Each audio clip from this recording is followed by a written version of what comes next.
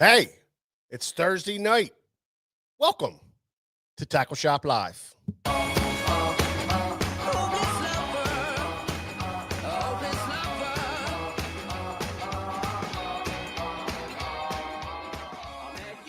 Sunny day, right there you took my breath away. A young and pretty, was it just a dream? What up, Lane Graves? How you doing, buddy? You told me I'm your little buttercup. You came over and you fell into See, Benninger's here. How you doing, man? Well, I know what I feel. Bob Donahue, what's up, buddy? Patrick Kingry, holy mackerel. Shopee, how are you, Shopee? Good to see you, buddy. Jim Saban, yeah, baby. Good to see you, Jim. Thomas Buckley's here. Randall Miller. Good to see everybody, man. Wow. Michael Bradley, Conway Hayden. What's up, Conway? I'll tell you, Conway, I'm missing you, buddy. It's been a while. Got to have my Conway fill, you know what I mean? That's right. John Doe. Elliot, how are you, buddy? It's not a funny game. You know just what I feel. Please tell me I love you. Alcoholic, what do you say? From Pittsburgh. Yeah, man. Absolutely. Mike Heyer, how are you, buddy? Heyer, Heyer. I'm terrible, ain't I? Kurt Blackador, how are you, buddy? Good to see you. Shane McNaughton, Nick Cool, Robert Mills, what's up, buddy? Jack Hickles here, Jeff Reed, Joseph Cascarino, how are you, Joe? Marky, what's up, man? David Stottlemyre, Ronaldo, what's up, man? Breezy Flyer, Ed Ranowski. Man, everybody's here. Frank Garvey. Yeah, Jim Orwick. Gio, what's up, buddy?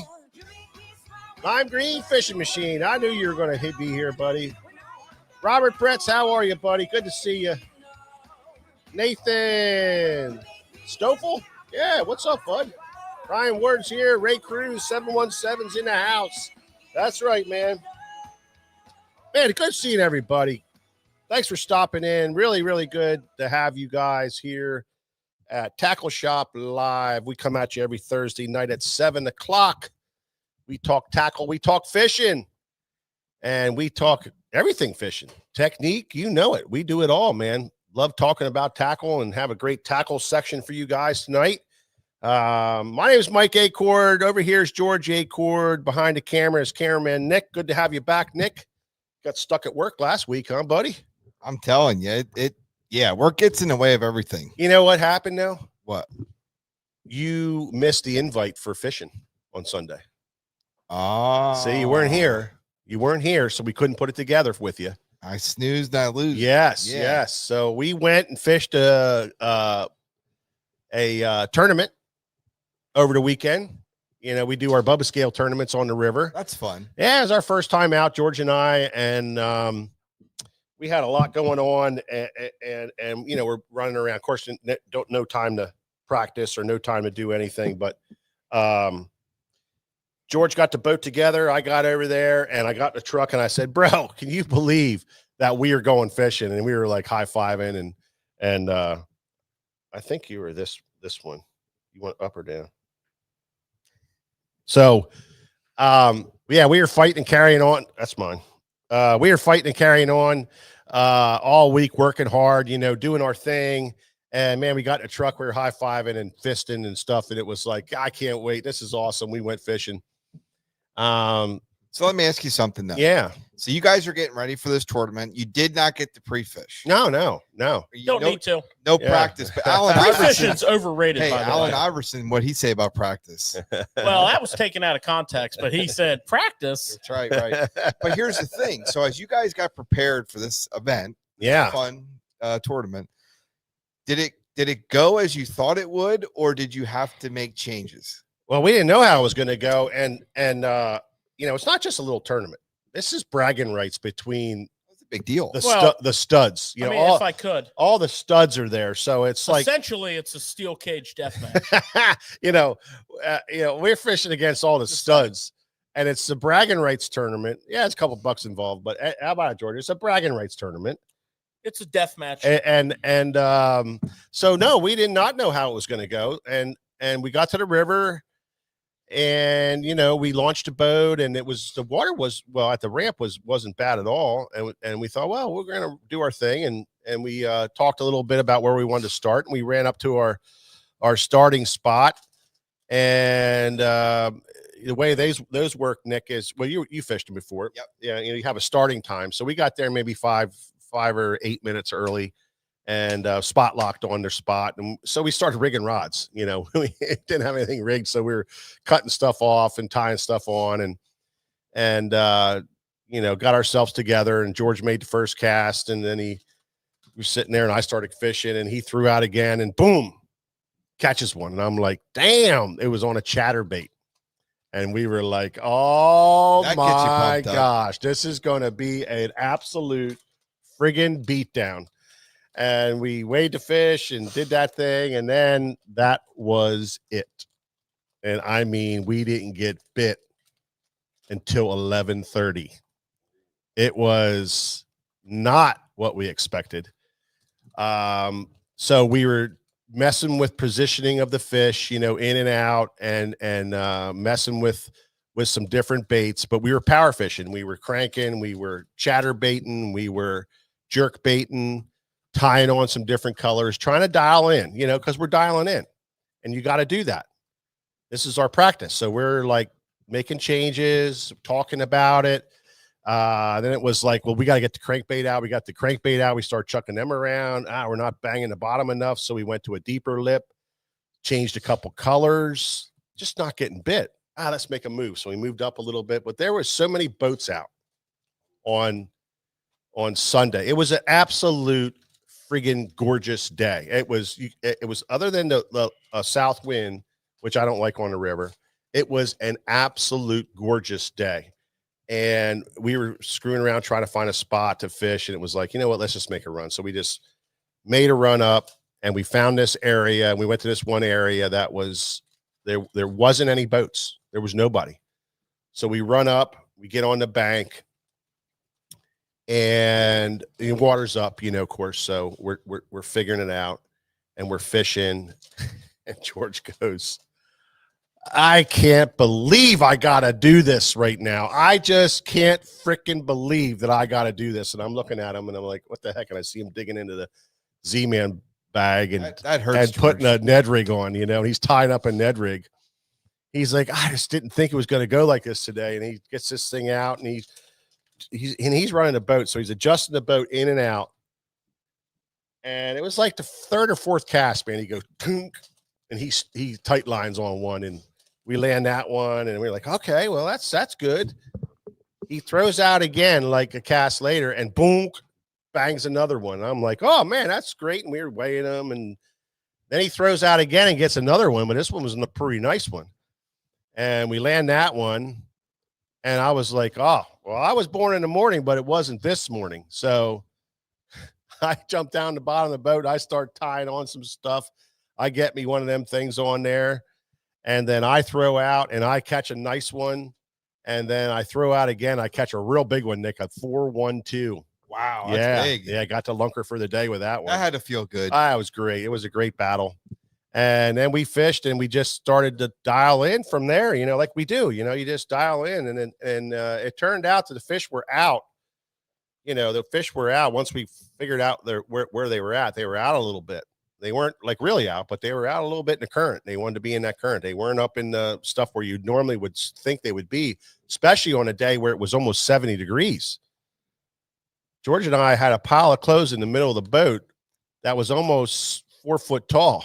That's crazy. I mean, we were shedding. It got so warm, Nick. We were shedding clothes, man. We were like, what in the heck is going on here?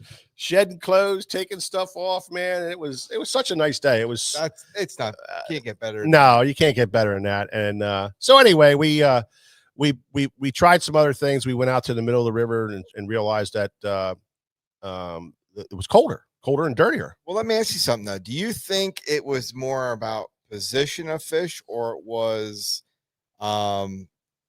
It's definitely tactics, position. or It was both. It was Yeah. both. It was definitely position, because we had to put the bait in front of the fish. right? And so we figured that out, where they were at, how far off the bank they were. So we figured that out, but then it was definitely dialing into that bait. The pattern. Yeah, the pattern came together. And I'm telling you, Nick, we would mix in, George is a mag draft, specialist, so he's throwing that thing, and he's really and we always say we got to keep him honest. So, we fish a little while, catch some fish, and then it would kind of die off a little bit, and then we would try some other things in between. And the crankbait still was flying, the jerkbait was still flying, and we just were not getting bit on it. It just wasn't happening.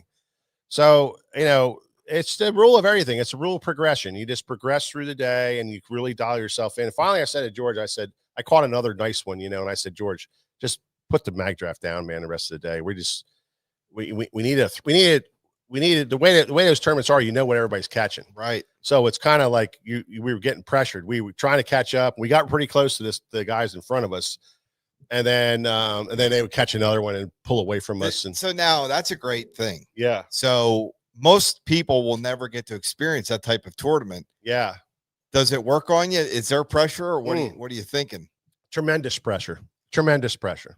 I mean, it was like I was on the MLF on TV fishing for $100,000, because the guys in front of us, we love them to death. They're our best buddies, but I want to beat them so bad. You don't even know how bad I want to beat them. And I told George, I said, if they beat us, I am going to be pissed. At any point of the day, were you beating them? No, we were, but we would go right up, and then we would be, then the bite would get weird, and then they'd stop biting, and then all of a sudden, boom, they would catch a bigger one, and then they would pull ahead of us again. And because they were calling too, we were all calling, we were like calling up. It's live. Yeah. So then we made a move, and then I caught one like 3-7-1, and it just put us right up to them.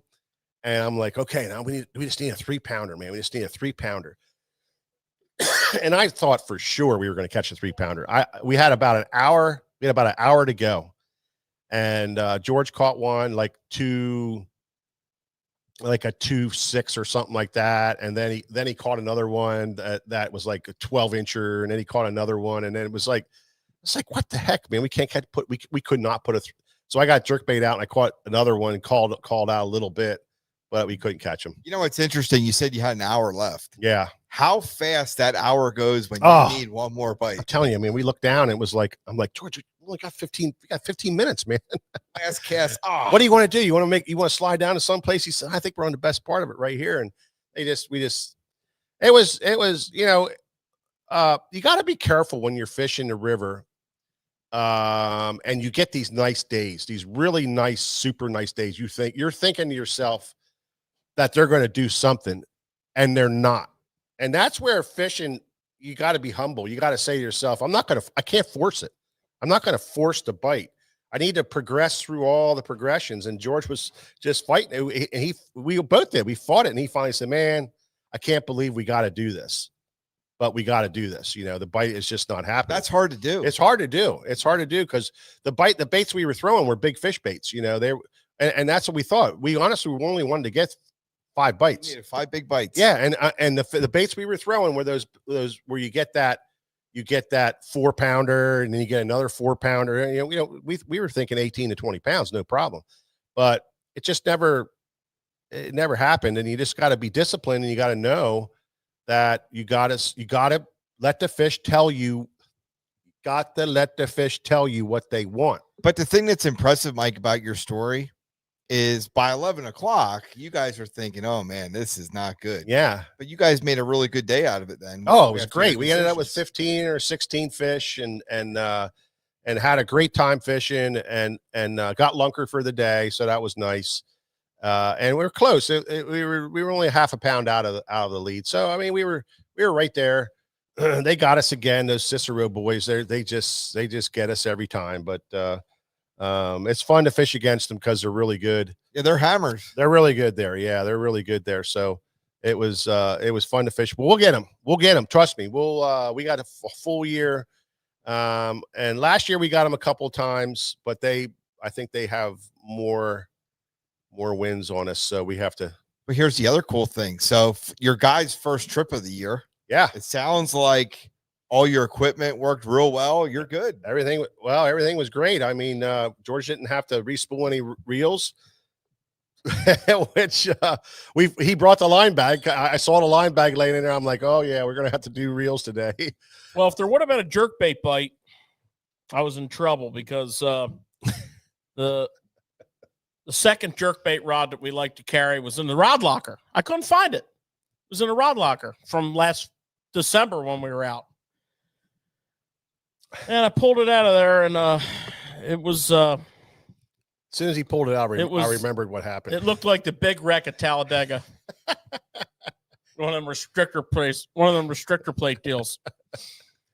But they weren't eating a jerkbait, so I don't have to worry about it. It was a fun day of fishing. It was bad. It was bad. This week we got to decide if we're going to go fish. We have 2 tournaments to choose from, so we'll keep you informed on that next week. But Nick. Yeah. The new addition to the set. We have a new addition to the set. We're stepping it up. If you guys look close here, we got the mic stand, the matching mic stand to go with the computer stand. It's like the mini me from Jeff and Judy. Thank you guys so very much. I don't have to stack my it is like mini me. Yeah. I don't have to stack my microphone on a real box or a cardboard box anymore. And Something nasty. We're really dressing the setup because of them. They built the computer box for us, and they were in this weekend, and they brought this one down, and we were just so happy. And thank you so much, guys. Fantastic. They're longtime listeners, and we appreciate you guys very much. Fantastic. For this. It's absolutely wonderful. Okay. So I hope everybody got out over the weekend. That was I know we did. So I'm glad. Well, certain parts of the country last weekend, it was unfit to fish. Really? Mm-hmm. It was so hot. Oh my gosh! Yeah, it was so hot in certain parts of the country that coming out of the winter, you're not acclimated. No. So I'm sure people don't even say you started bitching. Somebody started bitching about the heat. No, I'm just saying. Here's how the conversation went. Not already. Like 2 weeks ago, I was like, man, I don't know, it's cold out there, freezing cold. Now this week is like, I don't know, man. It's supposed to be like 105. Yeah, what's up with that heat wave? That was just some kind of crazy thing. It was just that? Arizona or out that way or what? Midwest. Midwest. It was a big area. I heard there was over 1,000 records broken, George, from that. How could there not be? It's March. There was over 1,000 records broken from those heat waves. I can tell you a quick story on this because, we like to tell stories. But back in the very early 90s, perhaps the late 80s, so I'm going to say 89, 90, we had 80-degree temperature spell in February. Oh, I remember that. Jeez, oh man. And it was like, oh, we got to go fishing. And sure enough, your anticipation outperforms the fishing, because it's still the middle of the winter and it just happened to get 80. But we persisted and it was just such a great day. We ended up in this creek. Yeah. And I remember that. You pull into this creek and you got the outside bends or the creek channel. Of course, that's where you figure the fish are going to be on that steep drop. Mm-hmm. And we go up, we're winding up, and we're just fishing away, man. We're fishing. We didn't have quite not even close to the tackle selection that we have today, but we're doing essentially the same type things. Throwing a Jerry Corley's grub, of course. Yeah, doing essentially the same type things. And, it's just, this is unbelievable. This fishing is terrible. But, we recognized the fact that it was winter the day before. So, the afternoon which is when you expect the best fishing.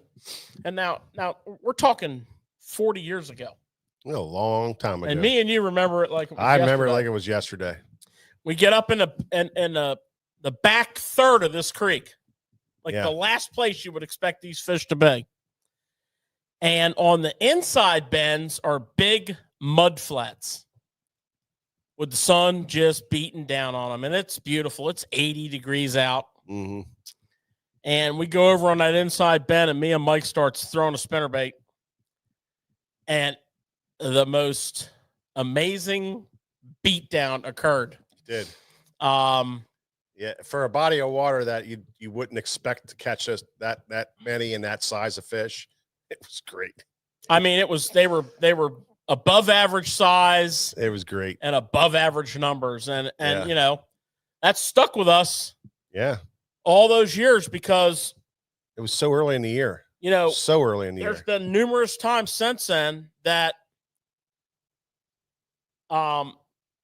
you know, we put our faith in a spinnerbait under those circumstances. And you know, it's those early years where you really form a lot of Yeah. confidence. And you know, I mean, Mike and I are like spinnerbait Yeah. junkies ever since then. One year, George almost got me divorced from my wife, where I was married 1 year. Not even 1 year. Oh, they were eating that day. They were eating so good. We couldn't leave. There was one problem about that day. What? It was Easter Sunday. It was Easter Sunday. And my wife and I were married. That was our first year we were married, and it was a big deal. If it would have been Easter, it wouldn't have been such a problem. And George and I, I'm not kidding you, Nick, we caught an unbelievable bag of fish. Now, back in those days, we really didn't have the scales, but I'm telling you, it would have been our closest bag to Dirty 30 that you'd ever It was pretty awesome. ever want to know. On a spinnerbait. On a spinnerbait, on a windblown bank. Big wind. And it was a big wind, and he would catch a 6-pounder, and I'd be like, George, we got to go, man. We got to go right now. And then I'd catch one. And then we would talk for a second or two, and we'd fish. And I mean, we got to really get going. And boom, he'd catch another big one. And we did that for, I think we were 3.5 hours late to get back for dinner. My mother was absolutely furious, but my wife, she didn't forget about that for many years after. We towed the boat to dinner. We towed the boat to dinner. We were supposed to be dressed up and everything. And of course we had wind burnt faces, and you come in and hats on with and smiles, and you're like, you just don't understand. Yeah. Everything was so good. yeah, you wouldn't believe the bag we had. Oh, it was good. Pop, what do you think, man? We had this bag, and Pop was like looking at us, shaking his head. You know, he's like, boys, It was good. you know, Thinking I had to listen to this all the couple hours we waited. my wife was so pissed at me, man. It took a long time for her to get over that one. She was there with all of my family, you know, family members. Some of them she didn't know, but it was like, what the heck? So, all right, let's get this show on the road here. Oh, it's on the road. Yeah. Hey, listen, we're a tackle shop, George, Oh, we know that. and we love playing with tackle, We do that. and we call this section Tackle Talk.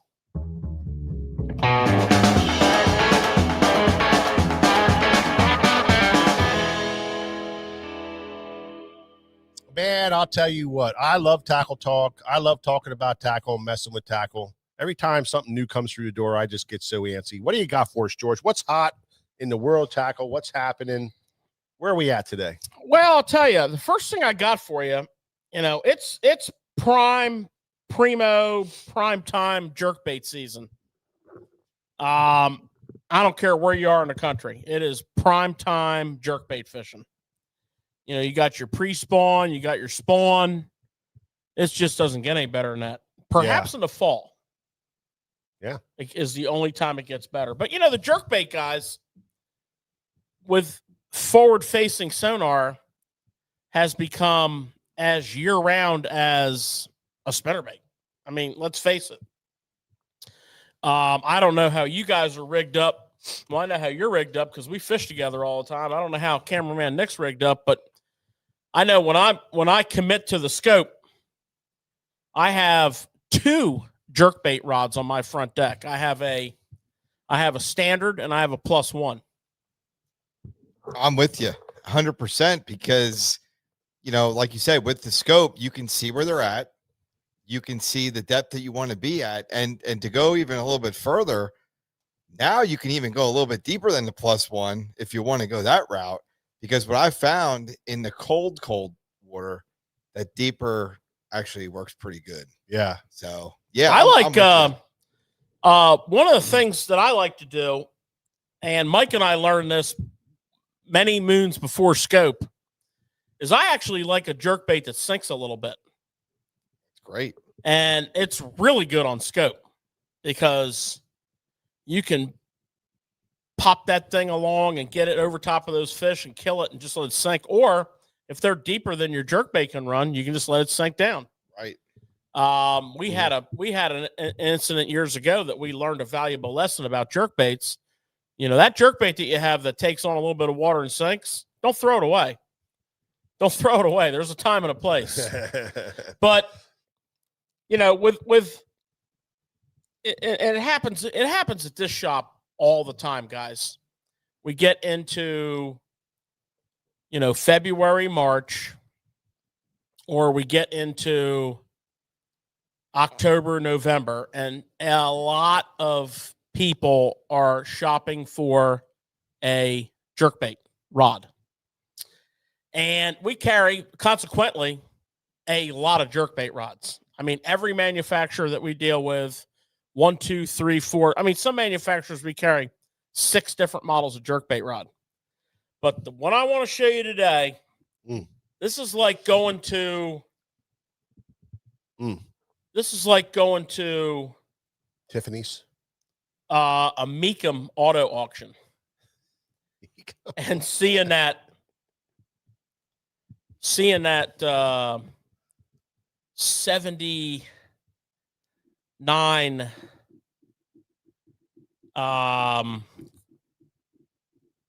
Plymouth Dodge. What the hell do you know Dodge about with the cars? super wing. What's that thing called with the big super wing on the back? Oh, you're talking about the Charger? Yeah. Is that the Charger? No. Dodge Charger. It has to be. With the big wing on the back? I don't know. I'm thinking now. I'm thinking of Joe Dirt when he has that one. He just says the Hemi. I don't know. You see that bad boy roll up, right? And they start chirping.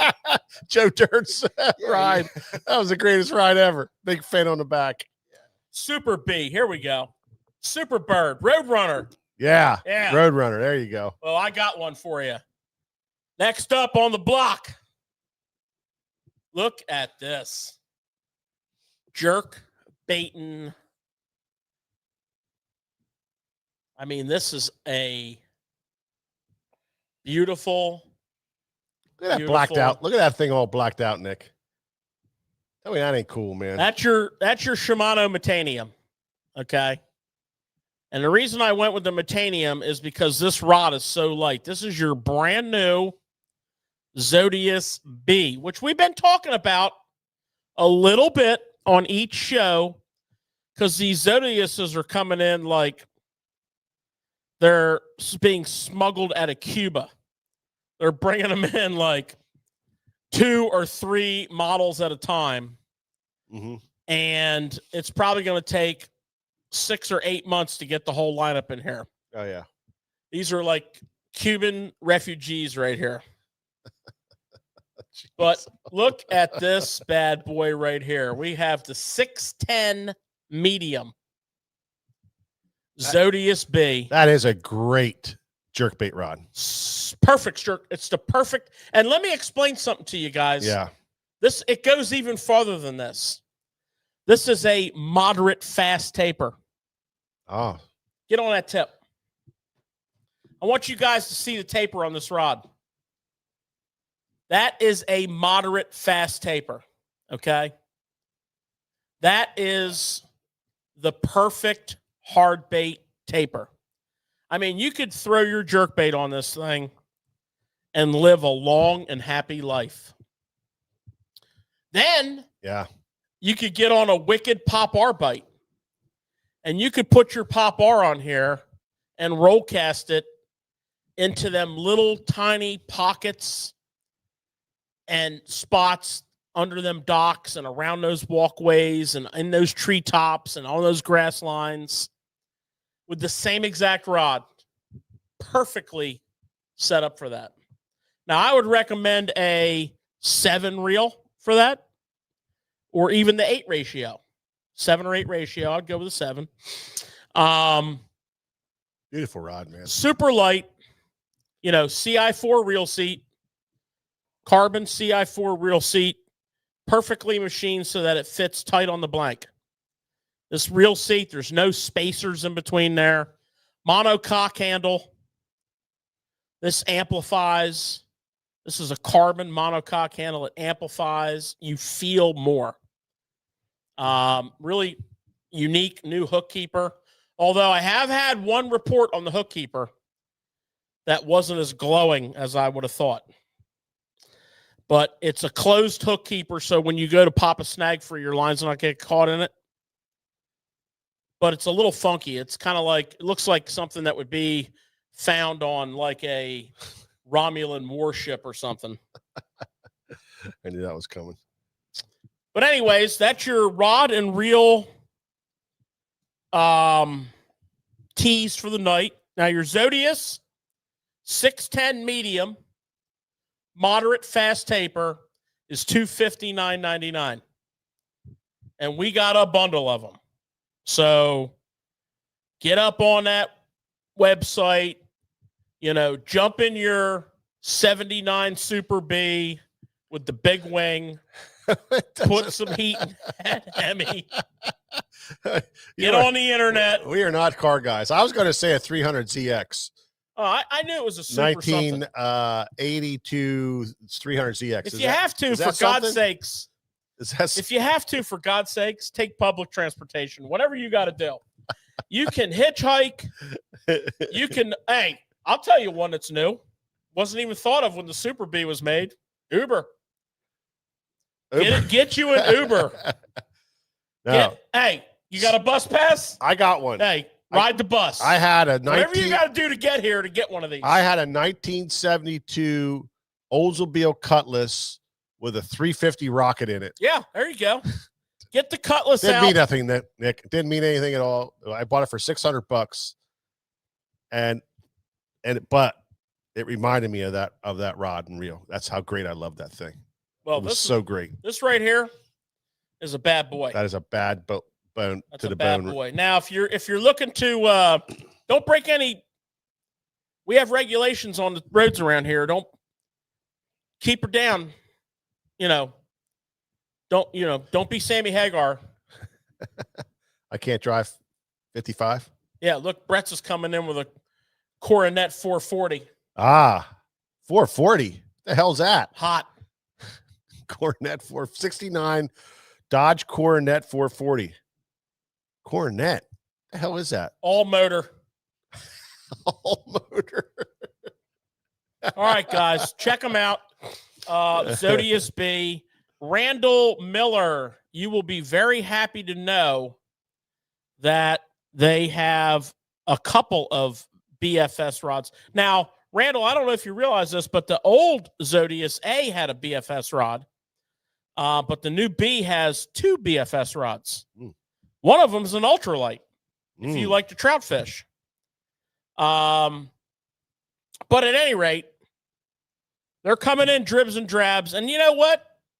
The way they're bringing them things over, I'm probably going to be doing a segment on Tackle Talk for the next 11 weeks showing you the different models coming in. And the reason I chose 11 is there's 11 new models. Wow. Today we got in a 7.4 Heavy Plus, rated to 3 hour, extra heavy plus, rated to 3 ounces. We only got one, so I don't want to start, a bidding war. Don't be getting them Hemis out and going nuts on this one. But I mean, this thing is like a roll casting glide bait special. But anyways, I digress. That was a lot of fun. Oh yeah. Just go under Shimano, and you got to go to the B, the Zodius B. Don't look at the Zodius A's. Look at the Zodius B series, and they'll pop right up for you. Yeah.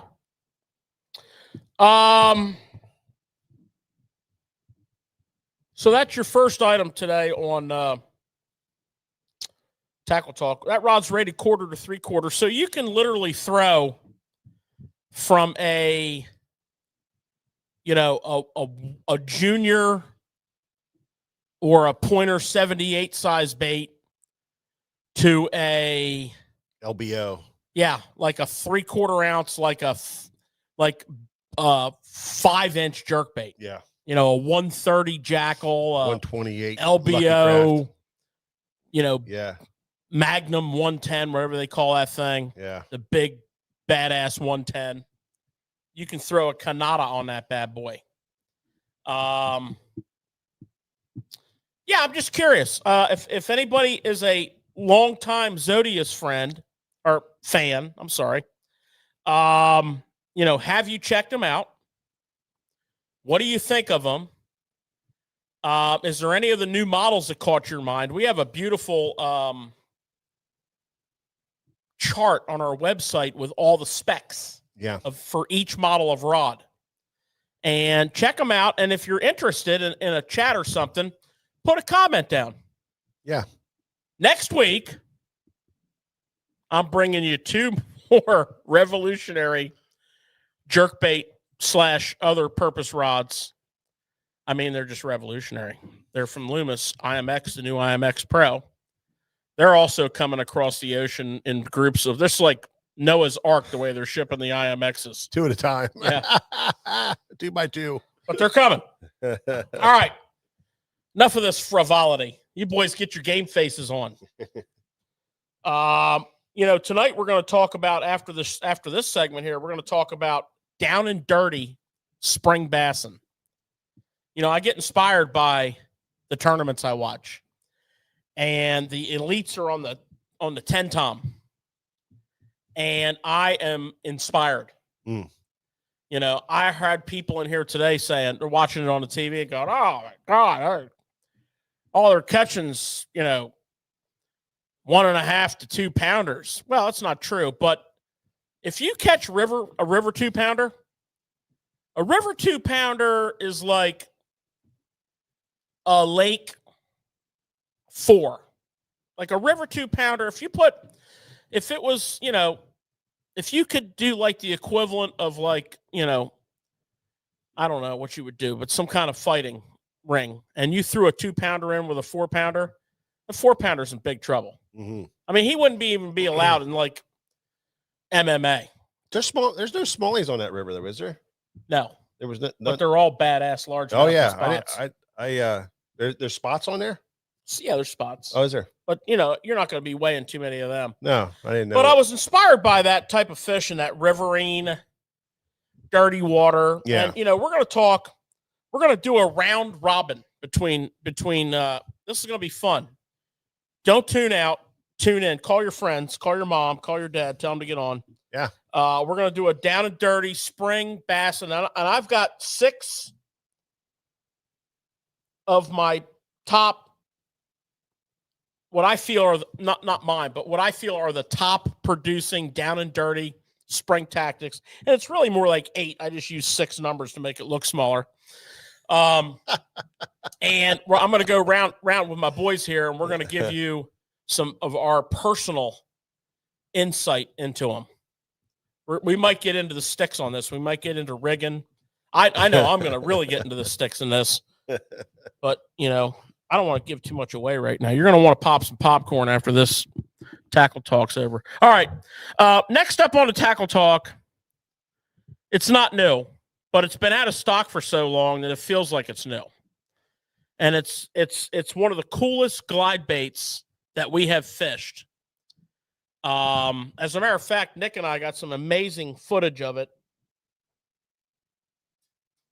when we were at iCast. Yeah. With our very good friend Alex Davis.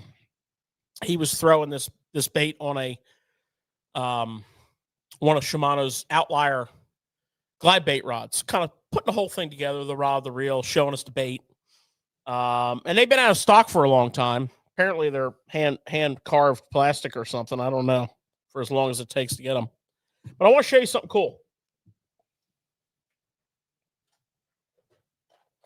Here's the package. The Gravitator. Actually, it's a Gravitator. Yeah, Gravitator. It's a Gravitator. 220. See that extra tail in there? That's good to have. 8 2/3 inches. I don't know. 8 2/3 inches. It looks like about the size of a Chad Shad.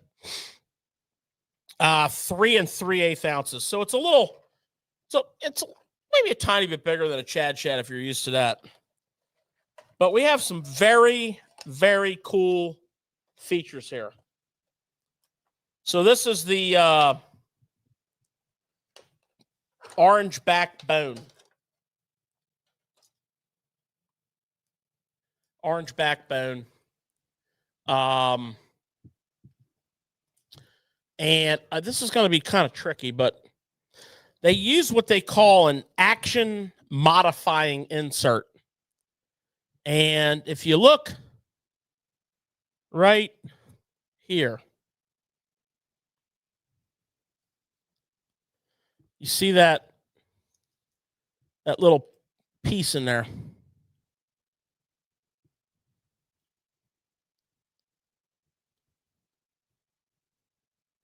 There's a good view of it right there. So I can take this piece out. This piece is, I don't know what you call it, silicone or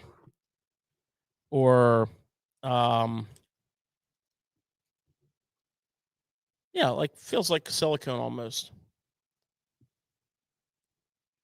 But I can take that piece out. Now, when I do that, I get a much choppier action to this because it's hitting hard on hard and it's cutting hard. So all the fishing that I've done with this, I've never even put that back in. When you put it back in, it limits this and you get a much more flowing glide, which I found you can do just reeling it with that out. But to each your own, give it a try, work it out. But, you know, when you say this is like 8 2/3 long, just this is the size of a Chad Shad, right? So we got a little spot up here. You can hang some weight. They thought of everything with that, didn't they? They did. Now, this one here is a solid body, so it doesn't have some of the features. This is a painted, okay? It's a matte finish. Check this out.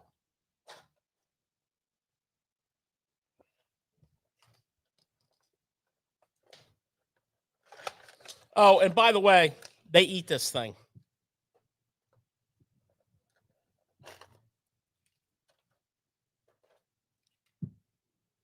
So you see that plate? Ooh. So that's called flash boost. Flash boost in the big old Gravitator. That just keeps on throwing reflections. Wow, that's awesome. And that body has a etched, almost hologram scale pattern to it, which you'll see real good right there. That's called scale boost. So you got flash boost working with the scale boost for that. And when you're in sunlight, it's not loud. It's natural.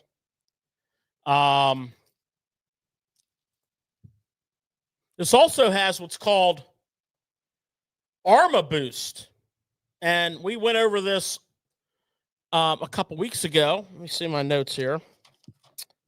I want to say 2 or 3 weeks ago, if you were on the show, we reviewed the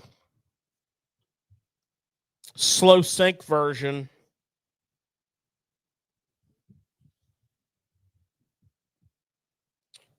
Yeah, I don't know when it was. It's been a little while. We reviewed the slow sink version of the Arma Joint glide bait, which is a more of a herring shape from Shimano, also very good. And what they have is when you cast them, they fold.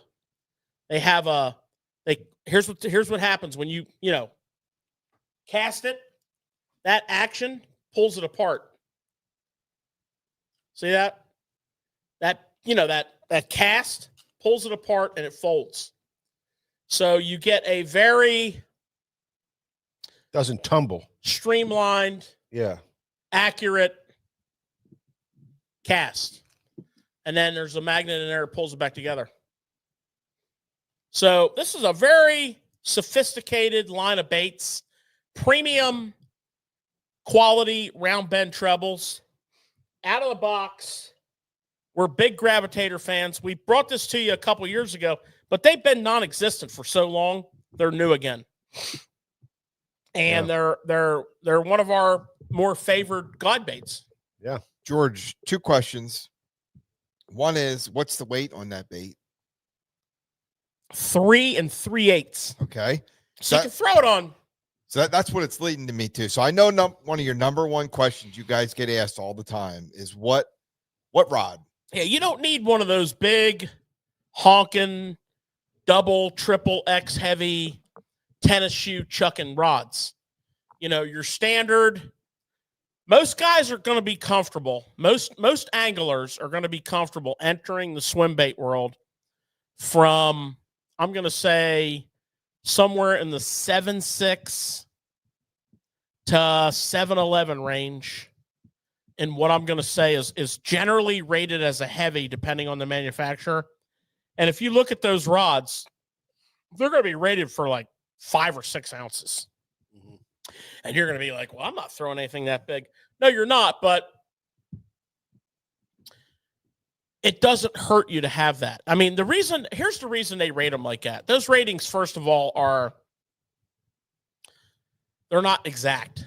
And the reason those ratings are on there like that is when you start building heavier powered rods, that wall thickness is thick enough to the point that it takes a lot to break them in overpowering them on the cast. It takes a lot. They can take a lot. So,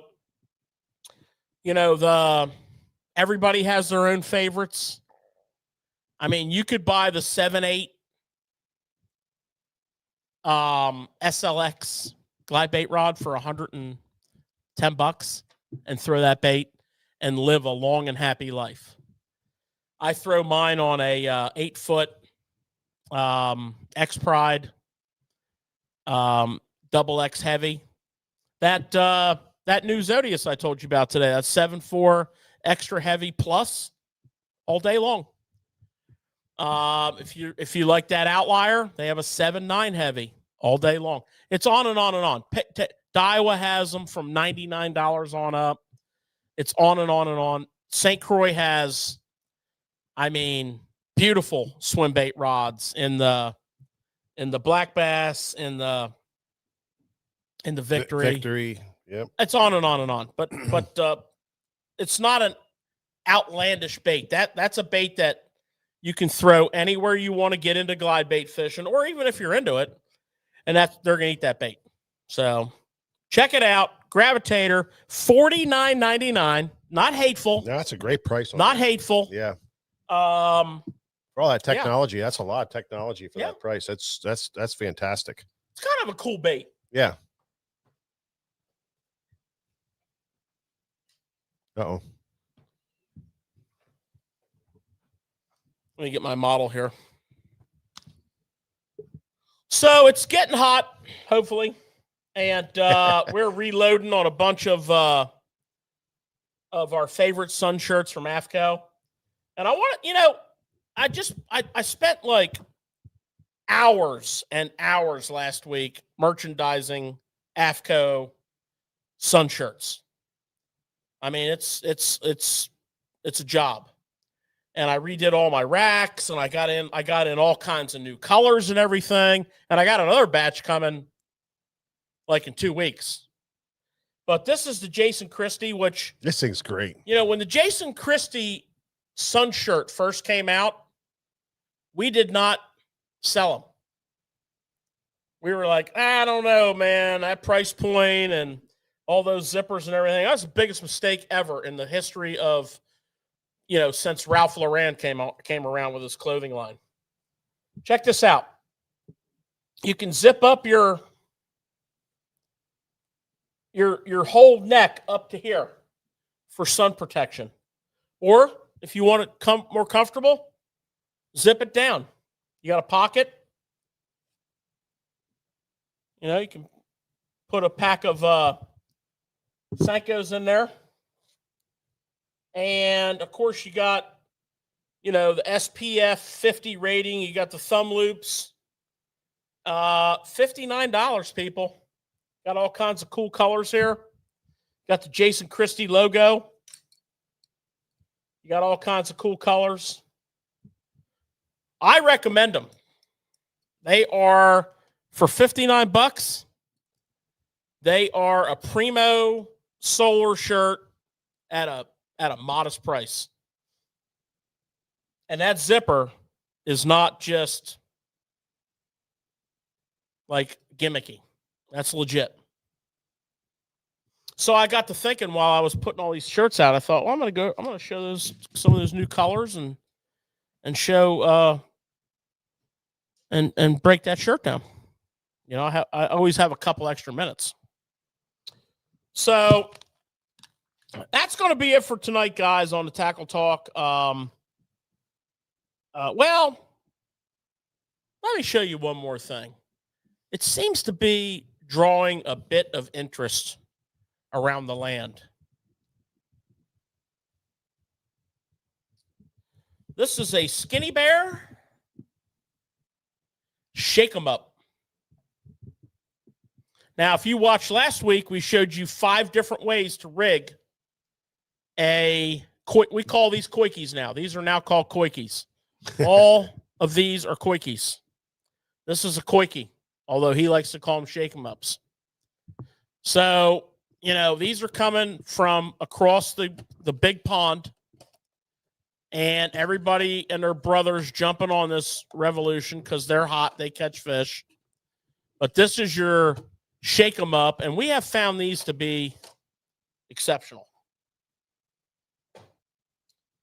Got this super involved packaging. We got now this is a 19 millimeter. Comes with this nice little holder in it. And then also, they make a 10 millimeter. Comes with 2. $9.99 for 1, $9.99 for 2. The 10 millimeter is interesting.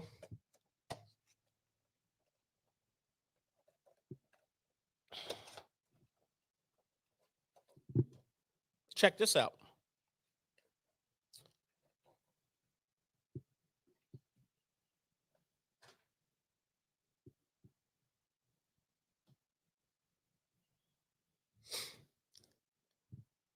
The outside diameter of these bad boys aren't all that different. It's really that core.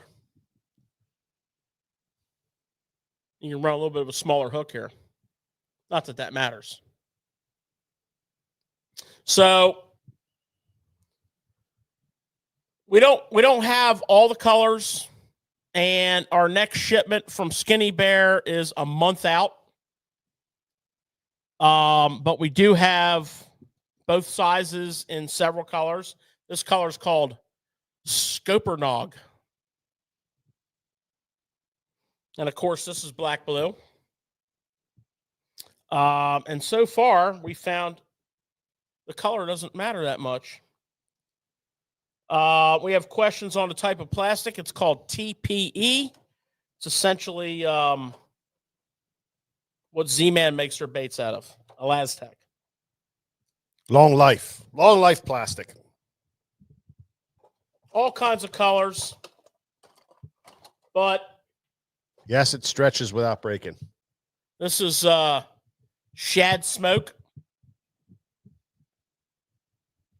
But so here's how it's breaking down. It looks like about a month. we get the next batch from Skinny Bear, and he says he's bringing more colors in, so we'll see what he has. And then hopefully next week we will get a healthy shot of quickies in both 13 and 17 millimeters. So stand by. Yeah. Question. I got to ask it. I know the Skinny Bear and the Quickie, the thing I took notice of, both of the packaging has that wire going through it. As far as I use the bait and I want to put it away, do I want to put it back in that, or is there a better way to store them, or what are we recommending? Did anybody? So here's the deal with that. That's in retail. We have a saying: you don't sell the steak, you sell the sizzle. You know what I mean? That's right. That's the sizzle. You could essentially just take all your quickies and your Skinny Bears and buy an opened or even a compartmented deep 3700 and put them in there. They don't take a set. They don't lock up. They're just like, it's like fishing with a freaking hacky sack. It's good to go. Nice. Now, if you're a little more along the lines of like having your tackle perfectly stored, which I'm down with. I'm all about that.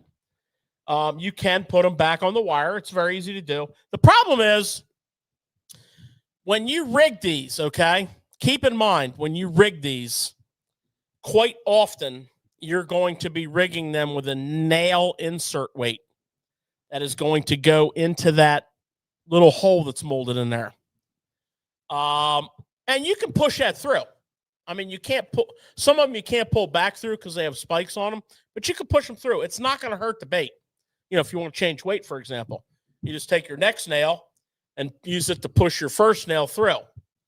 Now, if you're rigging them with the one option that we showed last week with the extra wide gap short shank with the 2 split rings and the free rig weight hanging, then you're going to have that hole in there that if you wanted to go to that hassle. Me, I'm not going to do that. I'm going to put them in a box where they're now. Keep in mind, it's TPE. TPE does not play well with others. Even if you take a box that you had regular plastisol based baits in, and you take all those baits out of there and you want to reuse it, it will react with the oils in that box. And they're $9.99 a piece. Get a new box. The quickies are, a lot more than that. So you're going to want to take a little bit of care with them. But yeah, that's pretty cool. So that's the Skinny Bear. Again, if you want some of those, get on it because we will probably be sold out by the end of tomorrow. For the most part, we'll have a few stragglers left, but the bulk of the business is going down right now. Oh yeah, for sure. Yeah, so that's your tackle talk this week, guys, and perfect. Yeah, I mean, I love it. It was fun. I love it. I mean, getting it together. I gotta tell you that Jason Christie shirt is really nice. That's badass. It's really, really nice. Well, you wear a lot of AFCO. I do. It's really nice. Yep, really nice stuff. I like it. I really like it. And the big thing too, Nick, is we got to protect ourselves out there. I mean, you know how that is. Well, I do. And, if we're all being honest, I know George does a really good job. I know he does. Give George all the credit. I have to. He does. My nose is going to get amputated if I don't. But a lot of people don't, and I'm one of them.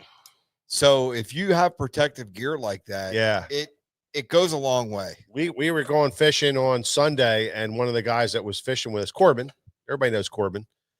He's out there lathering up, man. First thing in the morning before we even left the boat ramp, he's lathering himself all up and getting himself all ready to go for the day. And I was like, man, that's what you got to do. But the other thing you can do is wear cover up stuff, get this good SPF stuff and cover up. And that Well- shirt's only $59, George. It's not expensive. It's a $59 shirt. It's nice. Well, you guys did a show on this before about preparing for the sun. And if I remember correctly, and I'm guilty for this, all of us put the sun protection on as far as, your SPF. When you get hot, And by then you're already done, right? the damage is done. Yeah. There's a reactionary period before it even kicks in. First of all, There's like no regulation on sunscreen. I mean, we could be using stuff that doesn't even help. But I know it helps because if I don't put it on, I instantly get feedback in the form of they're going to cut my nose off. All fishermen, think about it when you're fishing. Yeah. When you're fishing like this, right? The backs of your hands are facing the water. Yeah. The reflection off the water is like magnifying that. Yeah. So, sunscreen on your hands, sun gloves. The good sunscreens are good though. They're really good. Well, that's what you say. No, they are. They are regulated. I use the 50s. They are And regulated. I can tell a difference, but I don't know if they do what they say they do. Well, no, but I don't think they are regulated. I'm pretty sure they are. After what went down like several years ago when they did have a big breakout on that. Break out on what? Well, they had a big conversation and government regulations and stuff on that particular thing because everybody was worried about the sun, and they did testing and all kinds of cool stuff. I mean, my father-in-law, the what's that magazine that they have out that does all that stuff. He's a big fan of that kind, reading all that kind of stuff. But anyway, there's if they put SPF 50 on there, it's what it is. You know That's what I you mean? would think. I can tell you. All right, so then the shirts are not SPF 50. Well, I can tell you an interesting That's story. what you think. No, I said that's what you would think. That's what you would think. That's what you would think. Yeah. I could tell you an interesting story. I can tell you if you put it on, it definitely does something. I could tell you an interesting story with the Sims shirts. Almost every year when I do my Sims order, I order my shirts about 6-8 months in advance. And almost every year, one or two colors that I ordered are discontinued before they even hit market because when at the time of ordering, not everything's tested. And then when it gets tested, there's certain color shirts that they disallow because they're not SPF 50 as rated. So, you go. Yeah, that's what I'm saying. There is testing involved. That's what I know. I know in those shirts there is for sure. Yeah, there's definitely testing involved. But I could tell you, I could put sunscreen on and I could tell a difference. Well, and I could tell a difference every year. Yeah. February, we go to Florida. Yeah. I'm telling you right now, if you don't put sunscreen on or wear your protective clothing, Yeah. you will know that night. Oh, I guarantee it's just that quick. I was a beach bum back when I was a young guy, and the first couple times of the year, you got burnt to death. Yep. And and I know in my older age, when I started putting on the first day that I got to the beach, I didn't have that problem. Right. I wasn't like miserable laying in bed just ready to cry because it was so miserable. It gets a lot of guys too, and I'm guilty for this, is it's not always the sunniest days that get you either. Yeah. No, UV is UV. Yeah. Yeah. Yep. But George and Corbin are, diehard, man. They just, when they're at the ramp in the morning shooting the shit, they're just they're lathering up, man. They're just lathering and rubbing it all over, and Well, I'll tell you what did it for me. Getting ready for the day was, and it's been a long time, but we had a regular customer who got skin cancer, melanoma. And melanoma is like one of the most aggressive cancers there is. My godfather died from melanoma, and it's caused by the sun, the UV, ultraviolet rays. And so, I know if I don't wear it, at the end of the day, the tops of my ears will start to peel and bleed. My nose will do the same thing. So that's why you always see me in pictures with my buff on. or my sun gloves and my long sleeve shirt, even though it's like 130 degrees outside. Underneath all that, I still have sunscreen because if I don't, the next day, I'm literally bleeding. So, George, you know, you fished a long time before we had access to a lot of these cool things. You know, did you have a lot of bad experiences then? Well, that's, I think, what leads up to it. You know, it's cumulative. So, you know, it's kind of like we worked in the fields when we were younger. Yeah, we worked on farm fields and cut tobacco and 14-hour days in the fields, man. With nothing. Wasn't good with nothing. You never wore anything back in. But now we have these nice shirts, and everybody has their favorite brands. The Christie shirt is very well thought out. That's a good shirt. I saw the interview when he was talking about his shirt, and they said design a shirt that you like, and he thought about a lot of different stuff on that, and really it's very comfortable. The zip here is really nice because you can go different levels. You know, you can leave different breaks in it. Whereas some of them are like the old Samurais. He pulled them over; they were just right there, choking you and all that kind of stuff. This one here, you can really gives you that. Yeah, the bang for the buck. The Samurai hood, $39.99. Yeah. Sims has quite a few of their standard Hoodies. SPF shirts. Yeah. That are $39 and $49.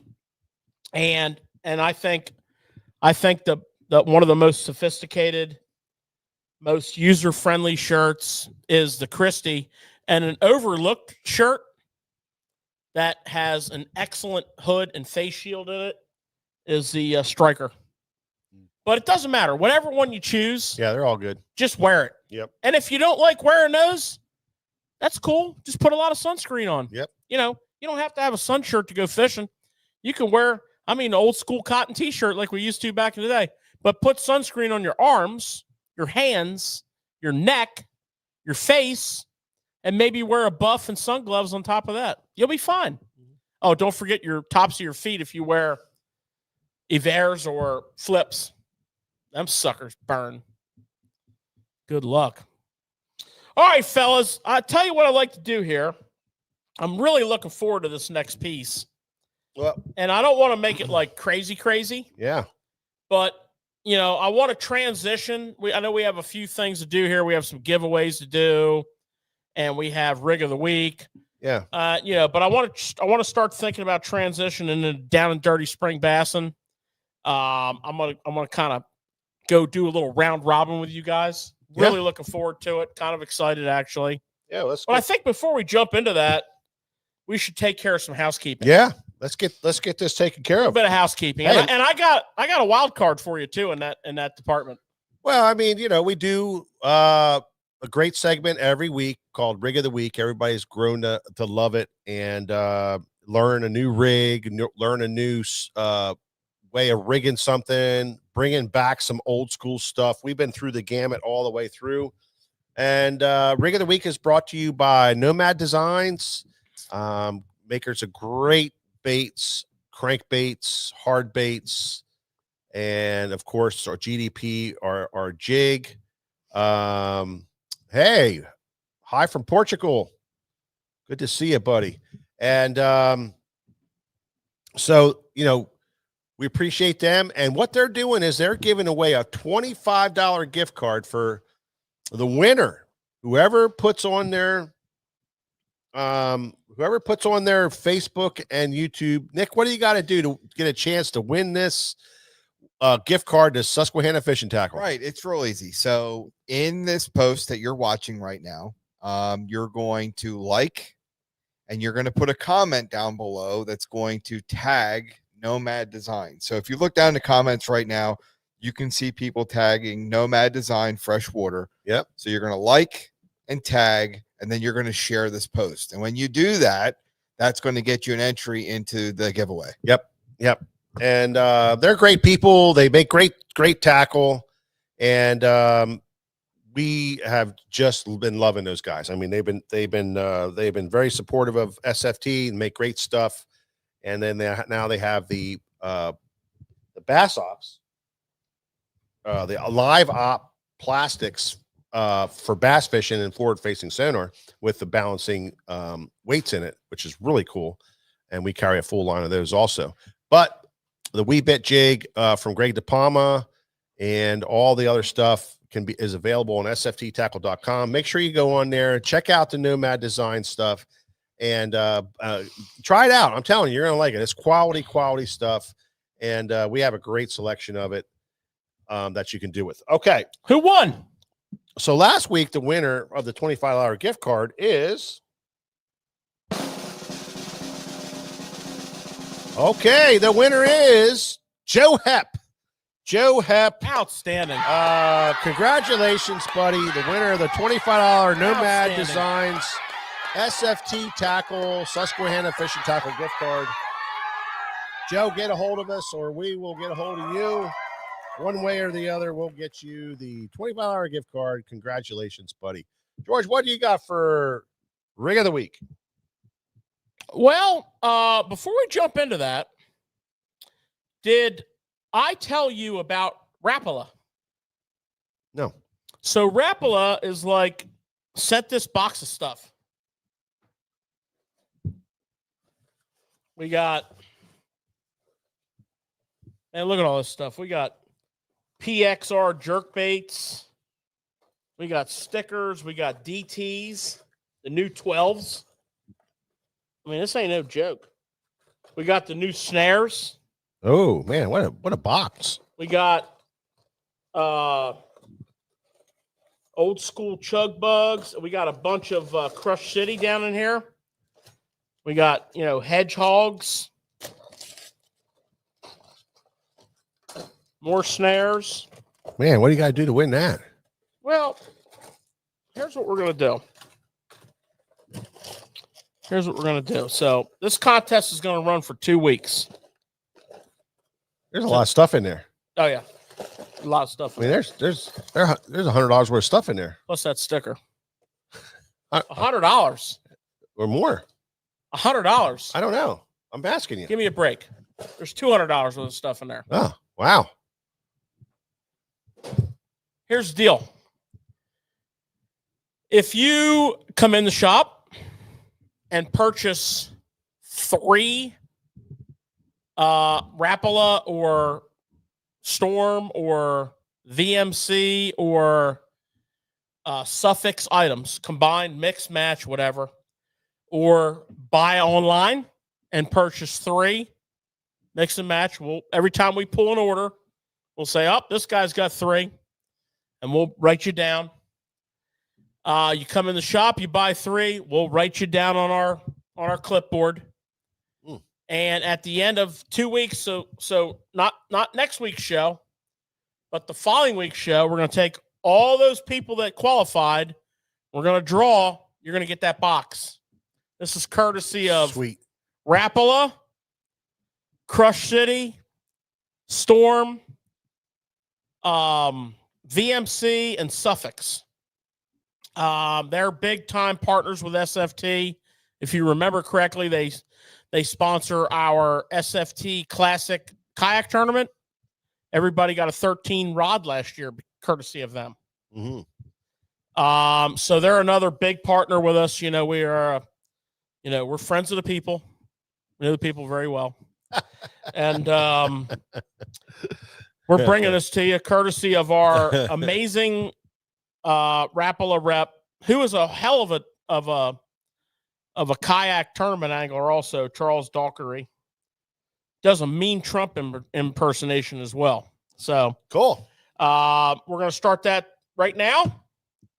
And not next week, but the following week, we're going to pull a winner. Great. Perfect. Love Now, it. speaking of winners, I mean, we're all winners. But did you pull your winner yet? So we're talking about the St. Croix? Well, winner? I mean, we're doing winners. Well, we might as well. No, let's do that now. What do you think? Well, here's what we got. So, I don't know, 3 weeks, 4 weeks? 3 weeks ago, right around, what was it, Cabin Fever. Nick does and this is all Nick. This is all cameraman Nick. Nick Nick is a pro staffer for St. Croix as well, of his many appointments in the bass fishing world. And they love him, so they do whatever he comes up with. They think it's great, and he came up with this Fish with Nick promo. And if you buy a St. Croix rod during the period of time of essentially 3 weeks, 3 weeks, yeah, give or take, yep, you get put on a drawing, and we write you down on our clipboard. And then tonight, Nick's going to pull a winner, and that winner is going to go fishing with Nick. And Nick's, he's pretty generous with the locations. Mm-hmm.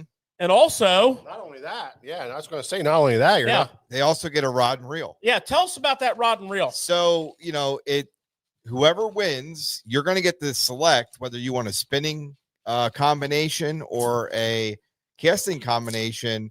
And we're probably going to do it in the victory lineup.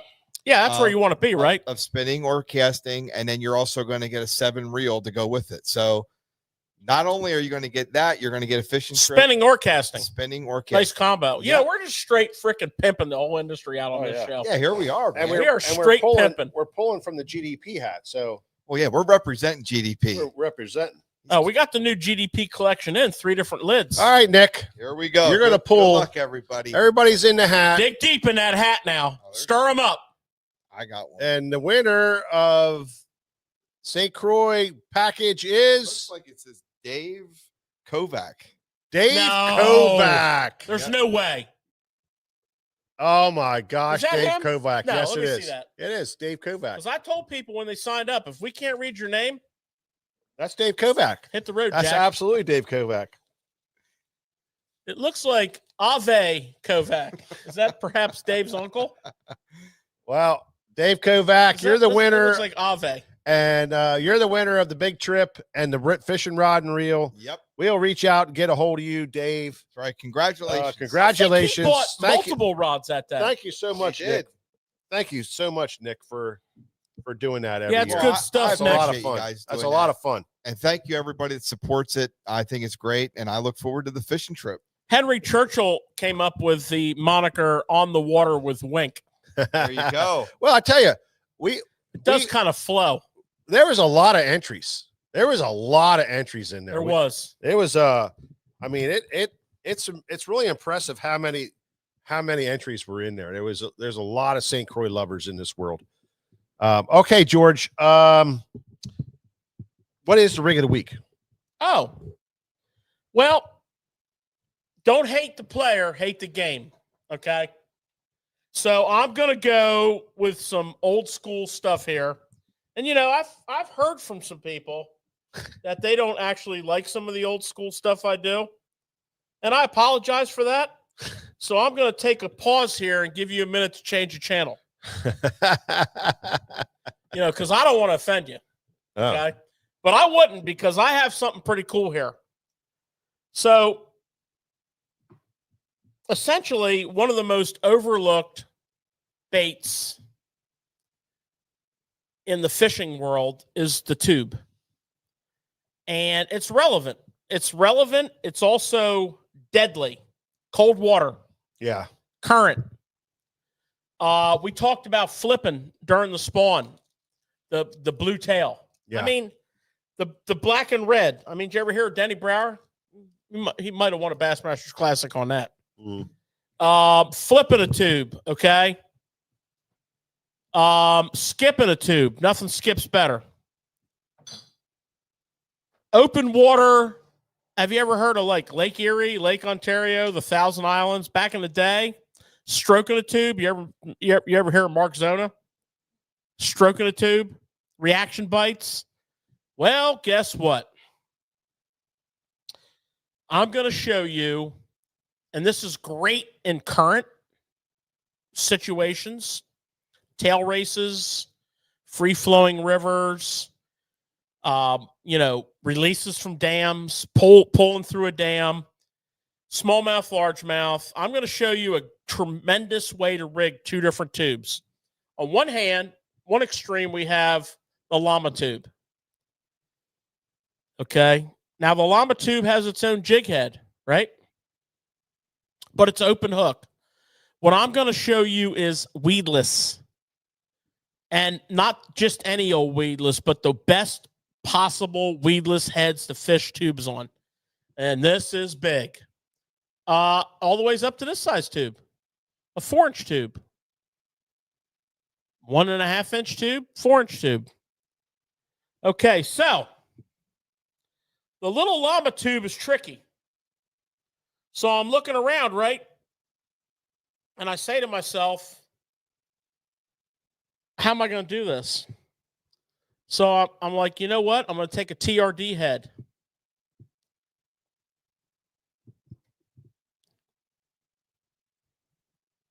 Regular old TRD head, number 1 hook. I'm going to take my llama tube, which is a cold water, cold weather, tough bite. You know, what do we always say on the show, boys? Elephants eat peanuts. Now, I like to get these wires together, so I'll like bend one over the other. Back and there we go. See how they're all together now? And I'm going to take this wire. I'm going to put it up inside this tube. I'm going to go to the location where I want the eye of my hook. Okay? So I'm not coming out the top. Not coming out the top. I'm coming out just off top center.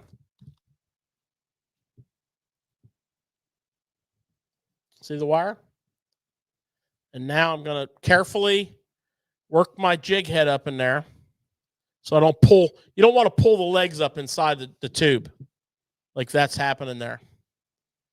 And then wah.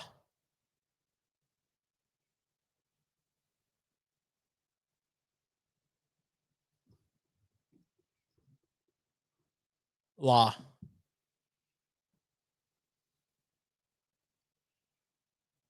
They're all pretty here for the big reveal.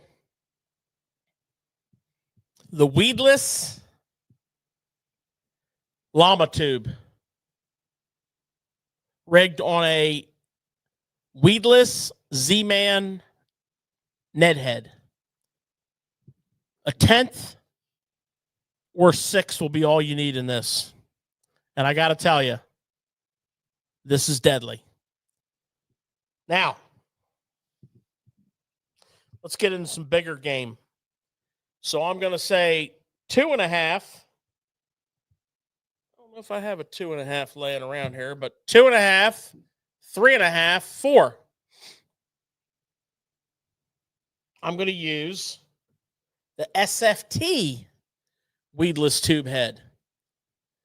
This is our own tube head. It's been around forever.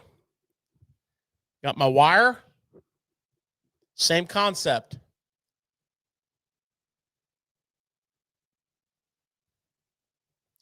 I'm going to put that wire inside that tube. I'm going to allow that jig head to follow. And I'm going to punch my wire out where I want the eye of the hook. See, I don't want it coming out the end. I want it where the eye of the hook's going to be. And then I'm going to take a moment to work that jig head up inside that tube. And here's where it becomes interesting and important at the same time. I'm going to punch the eye through. See that? I always like to take my wire and I like to work it a little bit. Soften it up, weaken it a hair. And then I hook it. If it's a lot, these wires are put in by hand, so they're not perfect. If it's a real long wire, I let it go behind the barb. But if it's not, I'll arc it just a hair so that it kind of shortens it in essence, and I like it to sit right in front of the barb. But you see the problem here with this body curling up? That's no good. That's going to give you too much twist. So grab the hook, grab the tube, use the hook to tear the tube, so that when you're done, she's perfectly straight. And that is a perfectly rigged SFT weedless tube head. And that is a perfectly rigged Z-Man Seth Fighter Llama with the Z-Man TRD head. And now you can get into the rock. You can get into wood. You can get into the stubble from water willow, whatever, and finesse your way through it and catch a lot of fish because of it. Great rig of the week. That's big time. Big time. I'll tell you what, when we started out fishing on Sunday, Nick, we were all weedless up, throwing right in the bushes. We thought they were in the bushes. We were throwing right in the bushes where nobody else was throwing. So it allows you to do that with that weedless head. It allows you to fish the dead stick on the bottom like you need to when it's tough conditions like it was on Sunday for us. We were able to dead stick the bait on the bottom without it hanging up. Yeah, I mean, we call it trout fishing. I'll tell you a situation where you run into this a lot is in small tributaries to tidal rivers, where when that tide, especially if you have a good drop, where you get like a 3-4 foot tide, at that what we call the rip, the peak of that tide, you're casting not up, but you're casting either straight across or slightly down, and you're allowing that bait to swing in there to the strike zone. Yeah. And if you're not accustomed to that kind of fishing, and you're with somebody who is, you're going to think there's something wrong with them, like they're casting down across or down, and you're in the back of their boat and you're trying to cast up, and they're telling you not to cast up, and they're casting over your line because the strike zone is here. You want to hit here, get down, and then let that thing tumble through that strike zone. And when you have the rip of a tide, when you have a free-flowing river like we have here, or the St. Lawrence River, and you're dealing with rock, and you're dealing with ledge rock, you're dealing with wood, you're dealing with snaggy situations. Not so much on like a lot of the northern like Erie and Ontario waters, no, because it's a lot of sand. Yeah, but here, anywhere you got ledges, or wood, northern Mississippi River, that I'm telling you is money. Now you're not frustrated. You're not wasting casts. You're not subconsciously adjusting your drift so that you don't hit the bottom, which consequently works really well at not catching any fish. Yeah. Wherever you're dealing with rocks and you need to slow down, and you got ledges and you got rocks and you got bushes and stuff, that's the rig to use. Yeah. It makes a difference. Yeah. All right, George. Good stuff. Talk to us about this. Down and dirty. Spring bassin. Inspired by the Elite Series on the 10 Tom, which our boy GDP has posted a fantastic day one. Great day one. 20th place. 20th. Yep. Yeah. Actually, the top 3 guys have put a little separation out there. Crazy. 17 pounds. Ike and Ellie. Yeah. So big time tomorrow. We're going to be watching this. We watched it hard today. Tomorrow, we're going to get in there.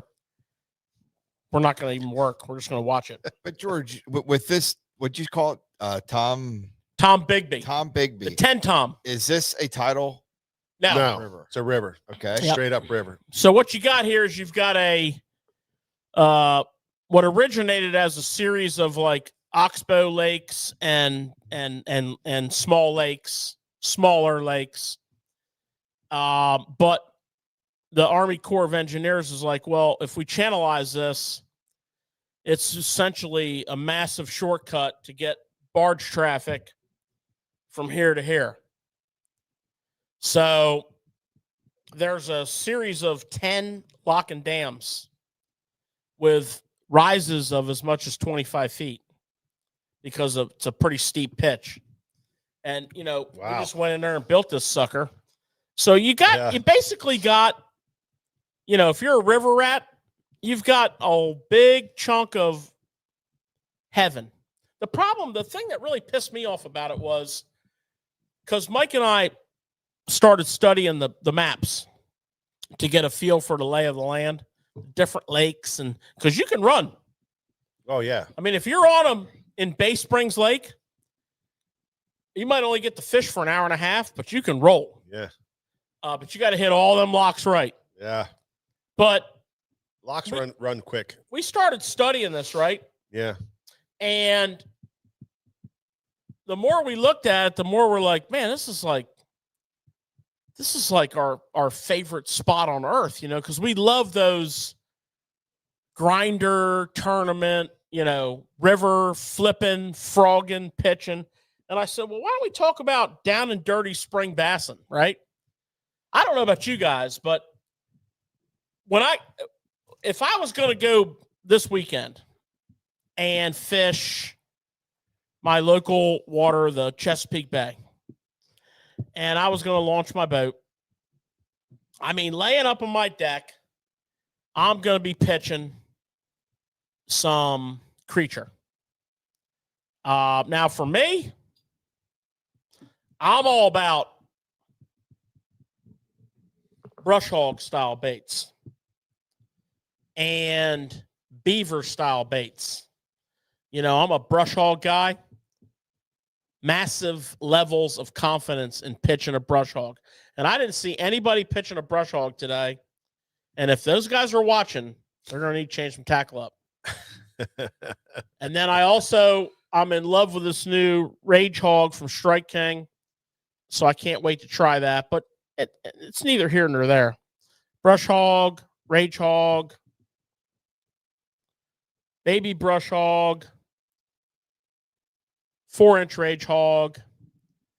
And I love to put them on, 15 fluorocarbon, 1/4 to 3/8 ounce weight Texas rig, and just pitch and flip anything from. Now keep in mind we're talking pre-spawn and spawn. Yeah. So what I like to do is pitch and flip wood that is on a protected spawning type flat. Because if it's all wood, no grass, these fish love to spawn on a twig or a piece of wood. I like to pitch and flip pad stems. I like to pitch and flip clump milfoil, or whatever the local grass may be.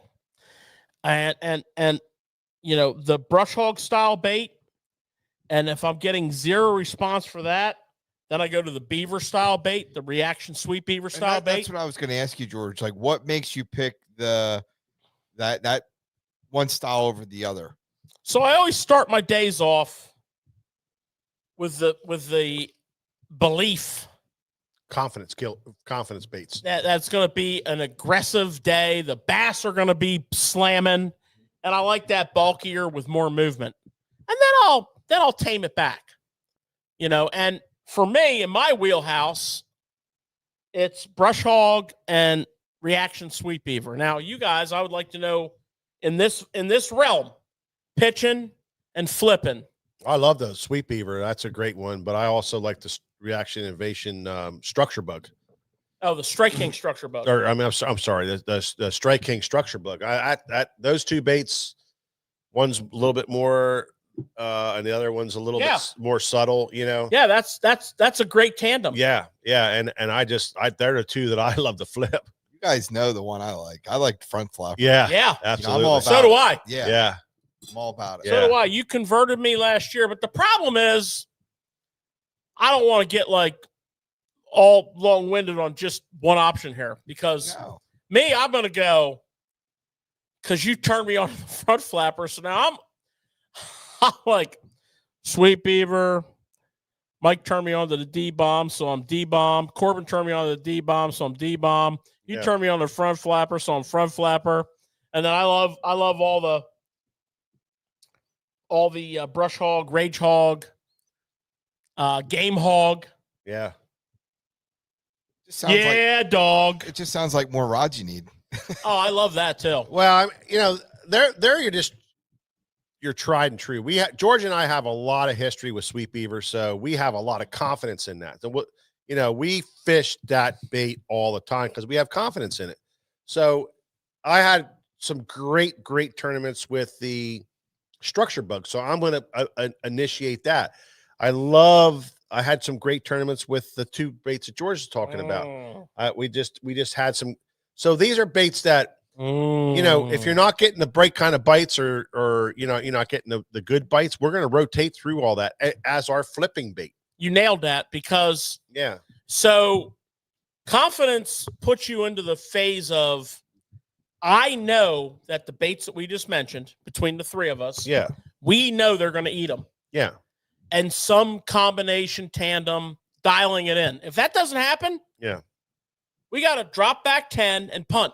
Yeah. You're going to go do something totally different. Exactly. You're going to do something totally different, but those baits were going to get you bit in a flipping situation. No doubt in my mind. And, some days they will not touch the brush hog and they'll knock slack in your line on the sweet beaver. The problem, Nick, is color. Color is the thing. Third most important thing you can look at. So you have your standard colors, green pumpkins and black and blues. That they're pretty much your standard colors. But then you have time of the year colors. Your Arkansas, Alabama shad colors. Your chartreuse. Green pumpkins with a chartreuse. You got your different colors in there, and you got different colors all across the country. People go fishing somewhere different, and they get down there and they call us up and they go, man, I need this bait in this color. Can you next day air it? We do red labels out of here all the time. I mean, we do red labels all the time out of here because they have to have that color for that particular body of water. That's why our shop is so vast. Is there's a million colors out there, and they're for regionalized. So figure out your region where you're at. Figure out your 1 and 2. Boom, boom. 1 and 2. These are my number 1. This is my number 2, and then you can expand from that. So speaking to that, what was the weirdest lake you've been to where you needed a specific color as you're talking there? Man. Well, I mean, it's not really weird. Somewhat unexpected for me was Lake Champlain. So I was on the northern end of Lake Champlain, finishing up my practice for a Toyota series. And I decided to fish the creeks in Messacoy Bay with my buddy Bill McDermott. And we pulled into the creeks and we started, the water was up. It was perfect scenario. We started flipping wood. And, we flipped through some trees. We flipped through some pencil reeds on our way in. And guess what? We didn't get bit. And I said to Bill, I call bullshit. So I was flipping a standard black and blue jig. Now, when I say black and blue, I'm talking, a jig with a little bit of blue in it, some black, and a chunk. Black with blue flake. Black with blue flake. Okay. So I said, you know what? I call bullshit. So I took that chunk off and I put on what normally for me is like a dirty tidal watercolor. I put on sapphire blue. So it's kind of weird, you're in an environment like that and you go to this extreme. There was a little tea color to the water, a little tannic. I went through the same 50-yard stretch, and I didn't have to practice the rest of them creeks. I lit them up like the 4th of July. I didn't set the hook. I pulled them up to the surface. They wouldn't let go. So we fired up and started running those creeks. Now you can run a good distance in there, and we tried here and there. We defined a couple areas where they were holding up. But what was cool, to answer your question, what was cool about it was the immediate feedback from the fish. And I always say color is the third most important thing. That day, it was the second most important thing, because you'll never beat the presentation. And the same thing happened to me once on the Potomac River, which I knew better, but it was my first tournament of the year. And it was a hard winter. We did a bunch of shows. The shop was busy. It was cold. It was miserable. I had 0.0 prep. I literally backed up to the garage door, hooked the boat up, which in whatever shape it was in when it got put away the winter before, drove to the Potomac, started fishing, and was fishing in this particular hidey hole creek. And I just couldn't believe that I couldn't get bit. And I looked at my jig, and I'm like, I had the same jig with the black and blue chunk. And I said, you got to be kidding me. I said to myself, you know better. Took that off, put the sapphire blue on. Couldn't keep them off. So when you make an adjustment like that, you are dialed in level 3. It's on like Donkey Kong. Not often like that. It's not often like that. And that's why color is so important. And on my second point that I want to discuss with you fellas, it's the chatterbait. Gosh. But I have a point I want to make. This time of year, I mean, chatterbait is like, you're dirt shallow, springtime, pre-spawn, spawn. It's the chatterbait. You're going to throw it. It's always a chatterbait, but it's really a chatterbait now. Yeah. And that's a great point. But my point is, I always rank color third. Those jig examples I gave you, color was second. In the chatterbait, color can be second or first. Because a lot of times we're open water fishing it, so your exact casting accuracy is not the most important thing. But I want to talk about two things with the chatterbait, guys, with you, and I want to get your input on this. Mm-hmm. For example, I got great input on this. Sunny day, clear water. Sunny day, cloudy water. And I have seen this so many times. Here's a white jackhammer. Silver blade. Here's a white jackhammer. Gold blade. My point is, ladies and gentlemen watching, pay very close attention to your blade color. Very close attention to your blade color. Back in the day when they came out with the chatterbait, they only came out with the chatterbait, the original chatterbait, and there was all silver blades except for one. And our buddy Pete Galusic, who professor, Bass University professor, and we always use his name on this show. Did you ever notice that, Nick? Because he's such a great guy, and he's so open with his knowledge. He's knowledgeable, very knowledgeable. He called us up and he said, "Hey, do you have any chatterbaits with the gold blade?" And it wasn't even gold; it was a crappy freaking bronze. You know, it was I almost want to say it was a sticker.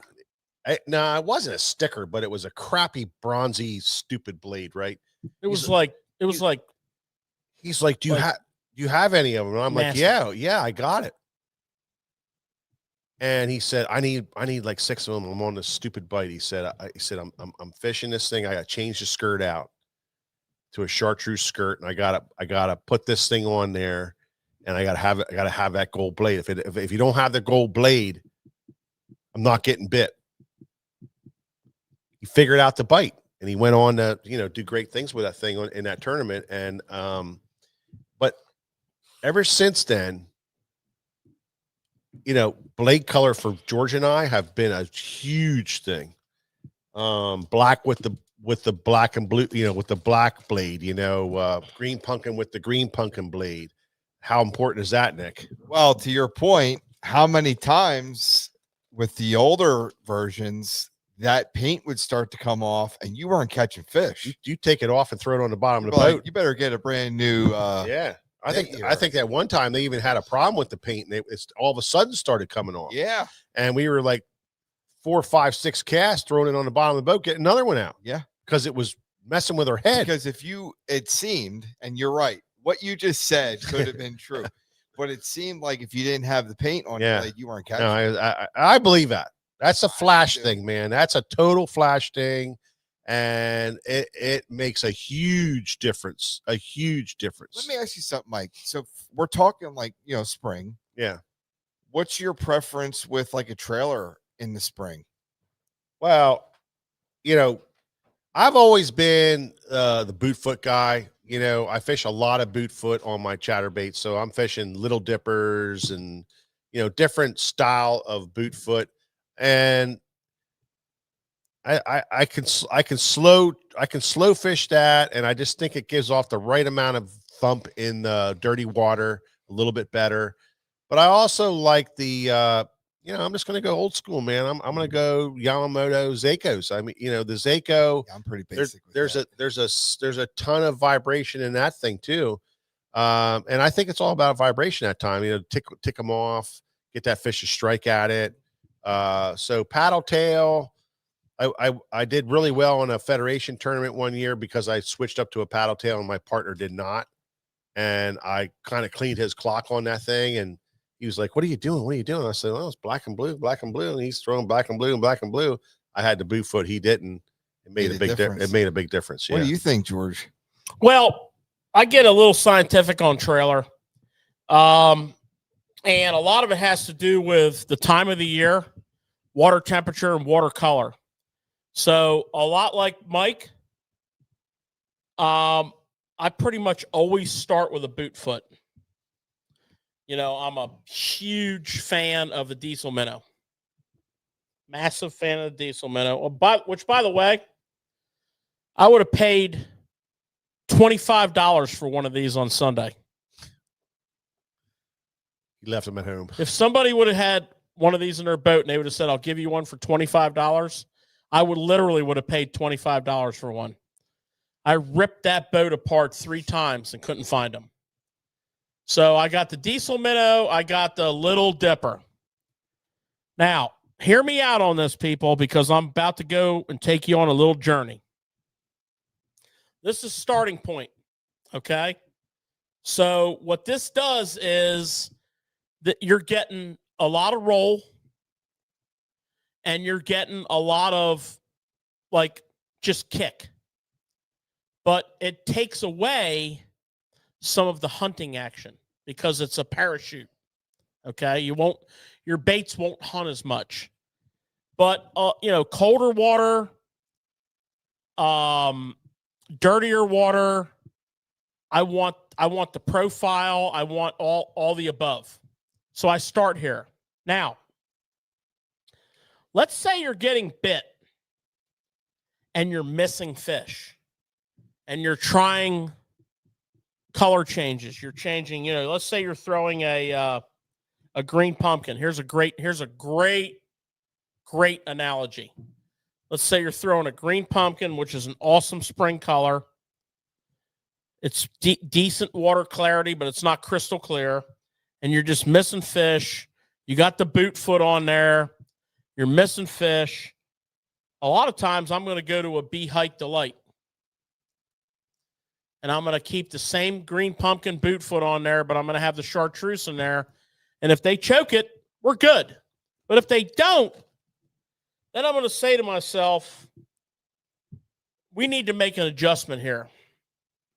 It's dirty, cooler water temps, spawn period. That's all we're talking about, spawn period here. Then I'm going to get out like a Crush City cleanup crawl. Okay, I'm going to add some orange to the equation. And I got the kick now. But a lot of times when I go to this, what do I do, Mike? I modify my retrieve. Oh, yeah. And I go from some sort of a wind to a yo-yo. Right? Yeah. This is deadly on that fall. Now, if those short strikers turn into choking it, we know we made the right adjustment. Right? Now, same scenario, but we're on a heavily influenced shad body of water where one of the main forages is gizzard shad and a lot of bait. Again, we're going to start with the boot foot. When that fails, we're going to adjust to the fish. This is a Zako. Anything with a tail like that, I call it a fish. Okay? What's going to happen is I'm going to change my profile. I'm going to cut down my vibration, and I'm going to pick up my hunting action. The most important thing there is I'm picking up my hunting action. And then the third adjustment that can be made is in the clearer water, where I want to maximize my hunting action. I go to the point, the pointy tail. Missile Baits did a collab, and they have a pointy tail. This is a Z-Man pointy tail. So this is maximum hunting. This is noticeable hunting. These are minimum hunting. This on a yo-yo retrieve, if they're short striking on this, and you've made color adjustments. So you really need to master the trailer game and the chatterbait. And I know it sounds like a bunch of bullshit, but it's not, because we have spent ungodly amounts of time throwing the chatterbait because we're addicted to the chatterbait. You know, we don't, these colors, they're not games. Black and blue. Chartreuse and white. What did Takahiro say about chartreuse and white? I knew it. I knew it. He won $200,000 on that sucker. You get around shad, green pumpkin shad with a white trailer on a gizzard shad body of water. Thank me later. Dirty water spring, red. You don't play this red game? I would have paid $25 for a trailer, this trailer, to put on this on Sunday. I probably would have won the tournament by 100 pounds. So, yeah, the chatterbait is awesome, but the retrieve and the colors are that, you know, I always say color's number 3. Yeah. Color might be number 1. Yeah. Right? Sometimes. All right, boys. I'm going to cut this a little short here because I have so many more options. But I want to say this. I like the spinnerbait thing, George, with those guys spinnerbaiting. Yeah. You're going to get your chance to talk your game right now. I'm going to go round robin,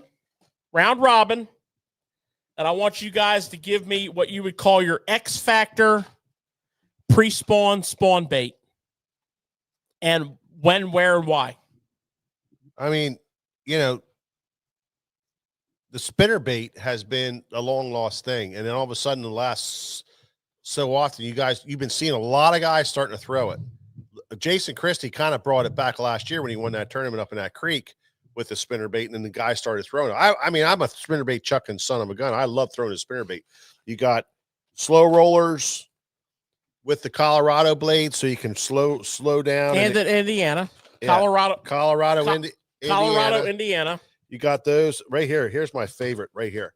Look at that, Nick. 3/4 ounce slow roller. So this is your bait where the water temperature is still kind of screwed up, Nick. And you know, you're not quite in those mid to upper 50s, and you're fighting with that. You can slow down with this thing and follow the contour on those steep dropping banks, and this freaking thing catches fish, period. And then you got your your Colorados for thumping the muddy water, and all this stuff is for dirtier water, cold, get down deep, bounce the bottom. If you don't finish the day with the paint beat off the head of your bait, you're fishing the spinnerbait wrong. Well, I want to add something to what you're saying there because I totally love where you're going. Yeah. But I don't think you're giving that red blade enough love. The red blade, the red blade is it's that. I mean, honestly, for me, this is your baby right here. I know it's not my baby, it's your baby. In the spring, pre-spawn and spawn, when there's color in the water. Yeah. I mean, I'm all about these blade choices.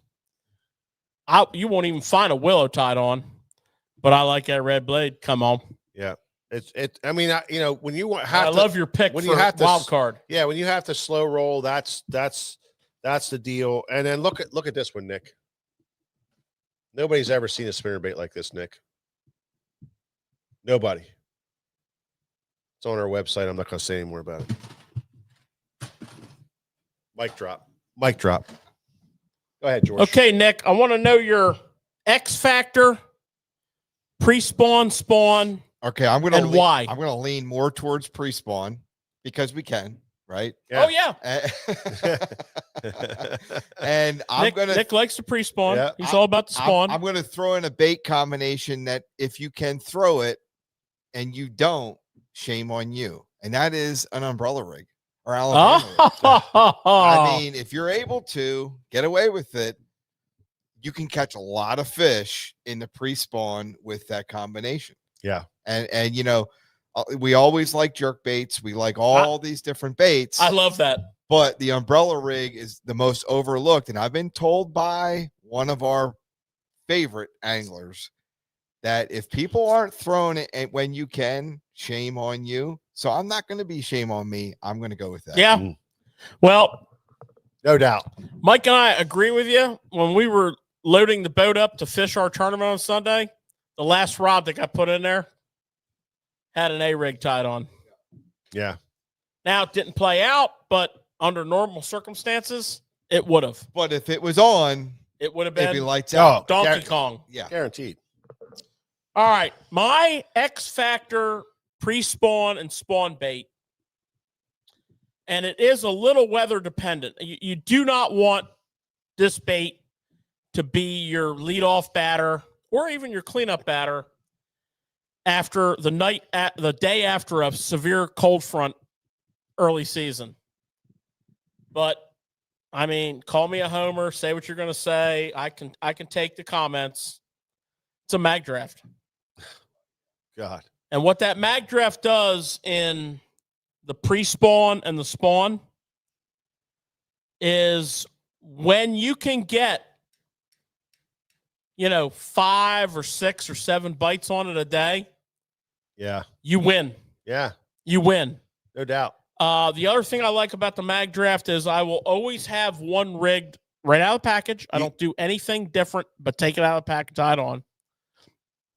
The other thing I will do is a freestyle.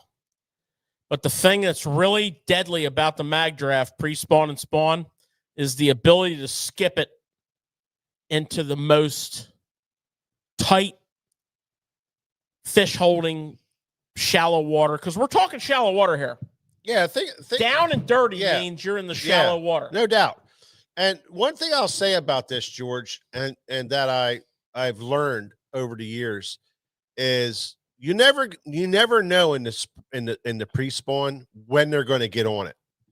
But when they do, it's epic. It's absolute epic giant fish. And so George and I say we got to keep him honest, and he'll sit down and he'll reach down, he'll grab that rod, and he'll throw that thing for half an hour, 45 minutes. And because if that progresses and that starts to happen, it's over. You can't beat it other than the A-rig. But you're not going to get a lot of bites. The A-rig is the same thing. It kind of draws those big fish bites. That freaking thing draws the big fish bites. And if you just got to keep them honest. So, and here's the other thing about pre-spawn with that, George, and I'm going to go one step further with you. You got to throw it in the morning, but then you have to revisit it several times through the day because the temperature change.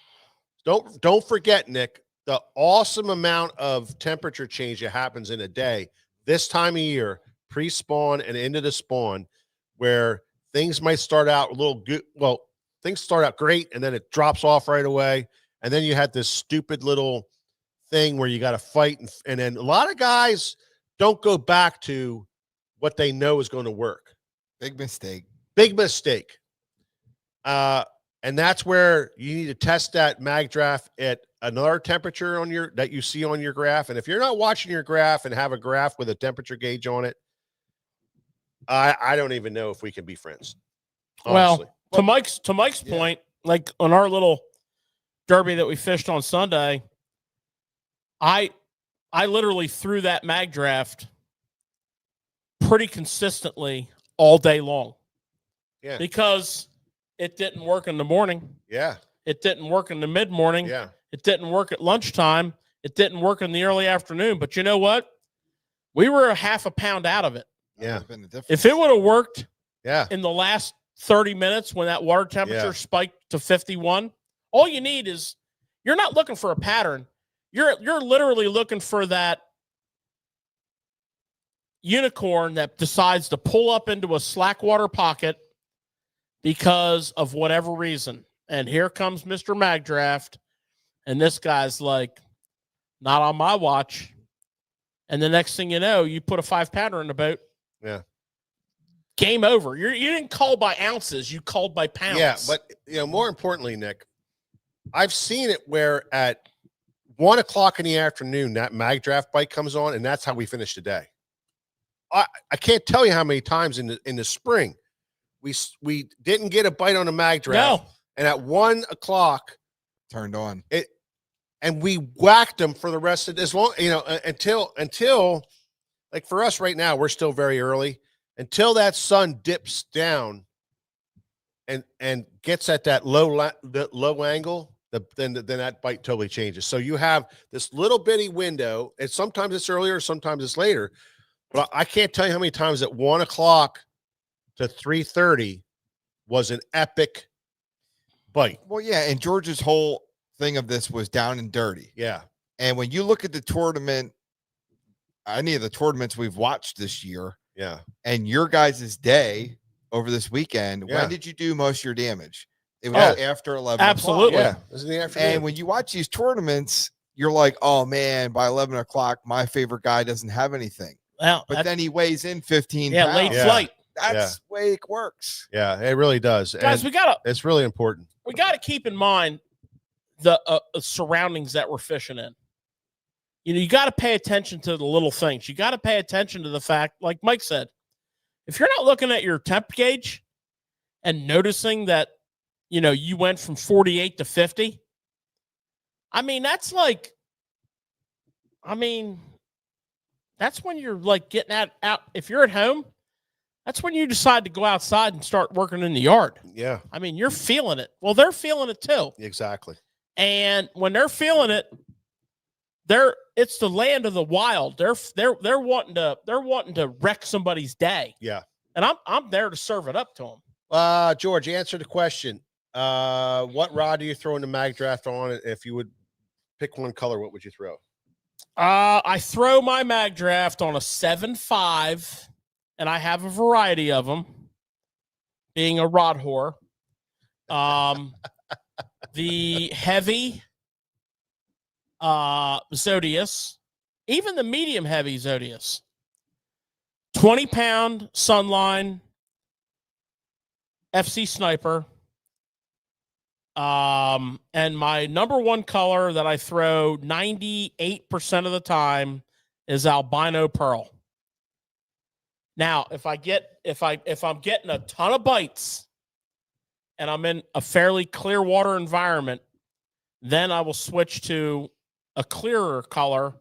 And myself, I have settled on a color called MB Gizzard, which is a little more transparent. And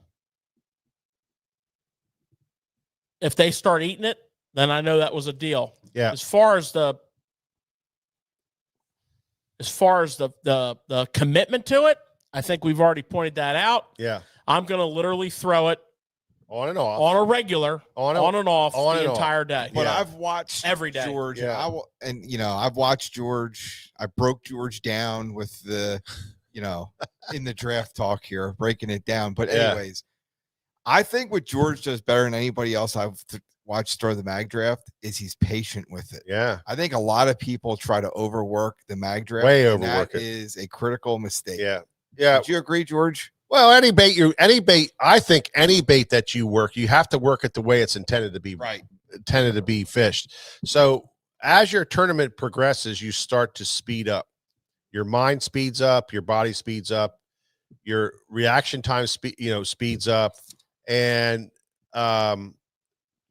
everything speeds up. So discipline in working the bait that you're doing at the speed it's supposed to be run at is very critical, especially towards the end of the day. So at the end of the day, hopefully you're not fishing a tournament, you're just out fun fishing, and you can just kind of be calm and run it all the way through.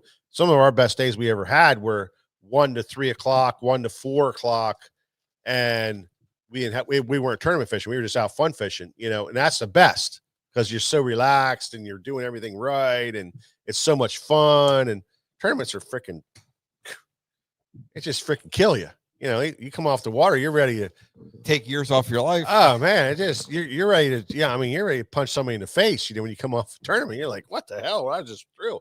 But the fun fishing thing is so much fun, and so really cool, really cool. I know George had a couple other things he wanted to talk about, with crankbaits and that kind of stuff. But I think we got the point across about shallow and dirty and some really critical stuff there for this time of year. And I hope we for the river, Mark, 6-inch mag draft. Yep. So I hope we got the point across to everybody, and I hope you take that stuff to heart, especially the points that we made, because I'm telling you, we learned the hard way. We learned the hard way. So what else you got, George? I kind of forget what Nick asked me there. I was breaking down your slow retreat, like your patient retrieve with the mag draft. Yeah, well, the thing about the mag draft is when you retrieve it, you're looking for the movement on the head of the bait, not the tail. So the head of the bait will only wobble so far. You want to make sure it's wobbling that far. If it's not wobbling that far, you're reeling it too slow or too fast. You're looking for, and it only wobbles a little bit like this. The tail, and it should run at an angle like this through the water. You can fish it too slow, and you can fish it too fast, but it's really it's amazing freaking bait. I mean, so many companies have tried to copy it, and there's some good options out there. I'm not saying there isn't, but there's one mag draft. Yep. Okay, for all you guys on here, thank you so much for stopping. It was a great show. We really appreciate it. Come in this Saturday. We have a bunch of stuff going on. We're going to announce a lot of it tomorrow. You're going to get look, and make sure you check out our Facebook and put your notifications on, because we're going to announce some stuff for tomorrow. We do still have some great rod sales in here on the IMX discontinued series and on the Zodius discontinued series. That's going to be increased for this weekend on Saturday. So you definitely want to get here for some great savings. But anyway, thank you so much. We can help you out with anything. Give us a call, and we will catch you on the next Tackle Shop Live.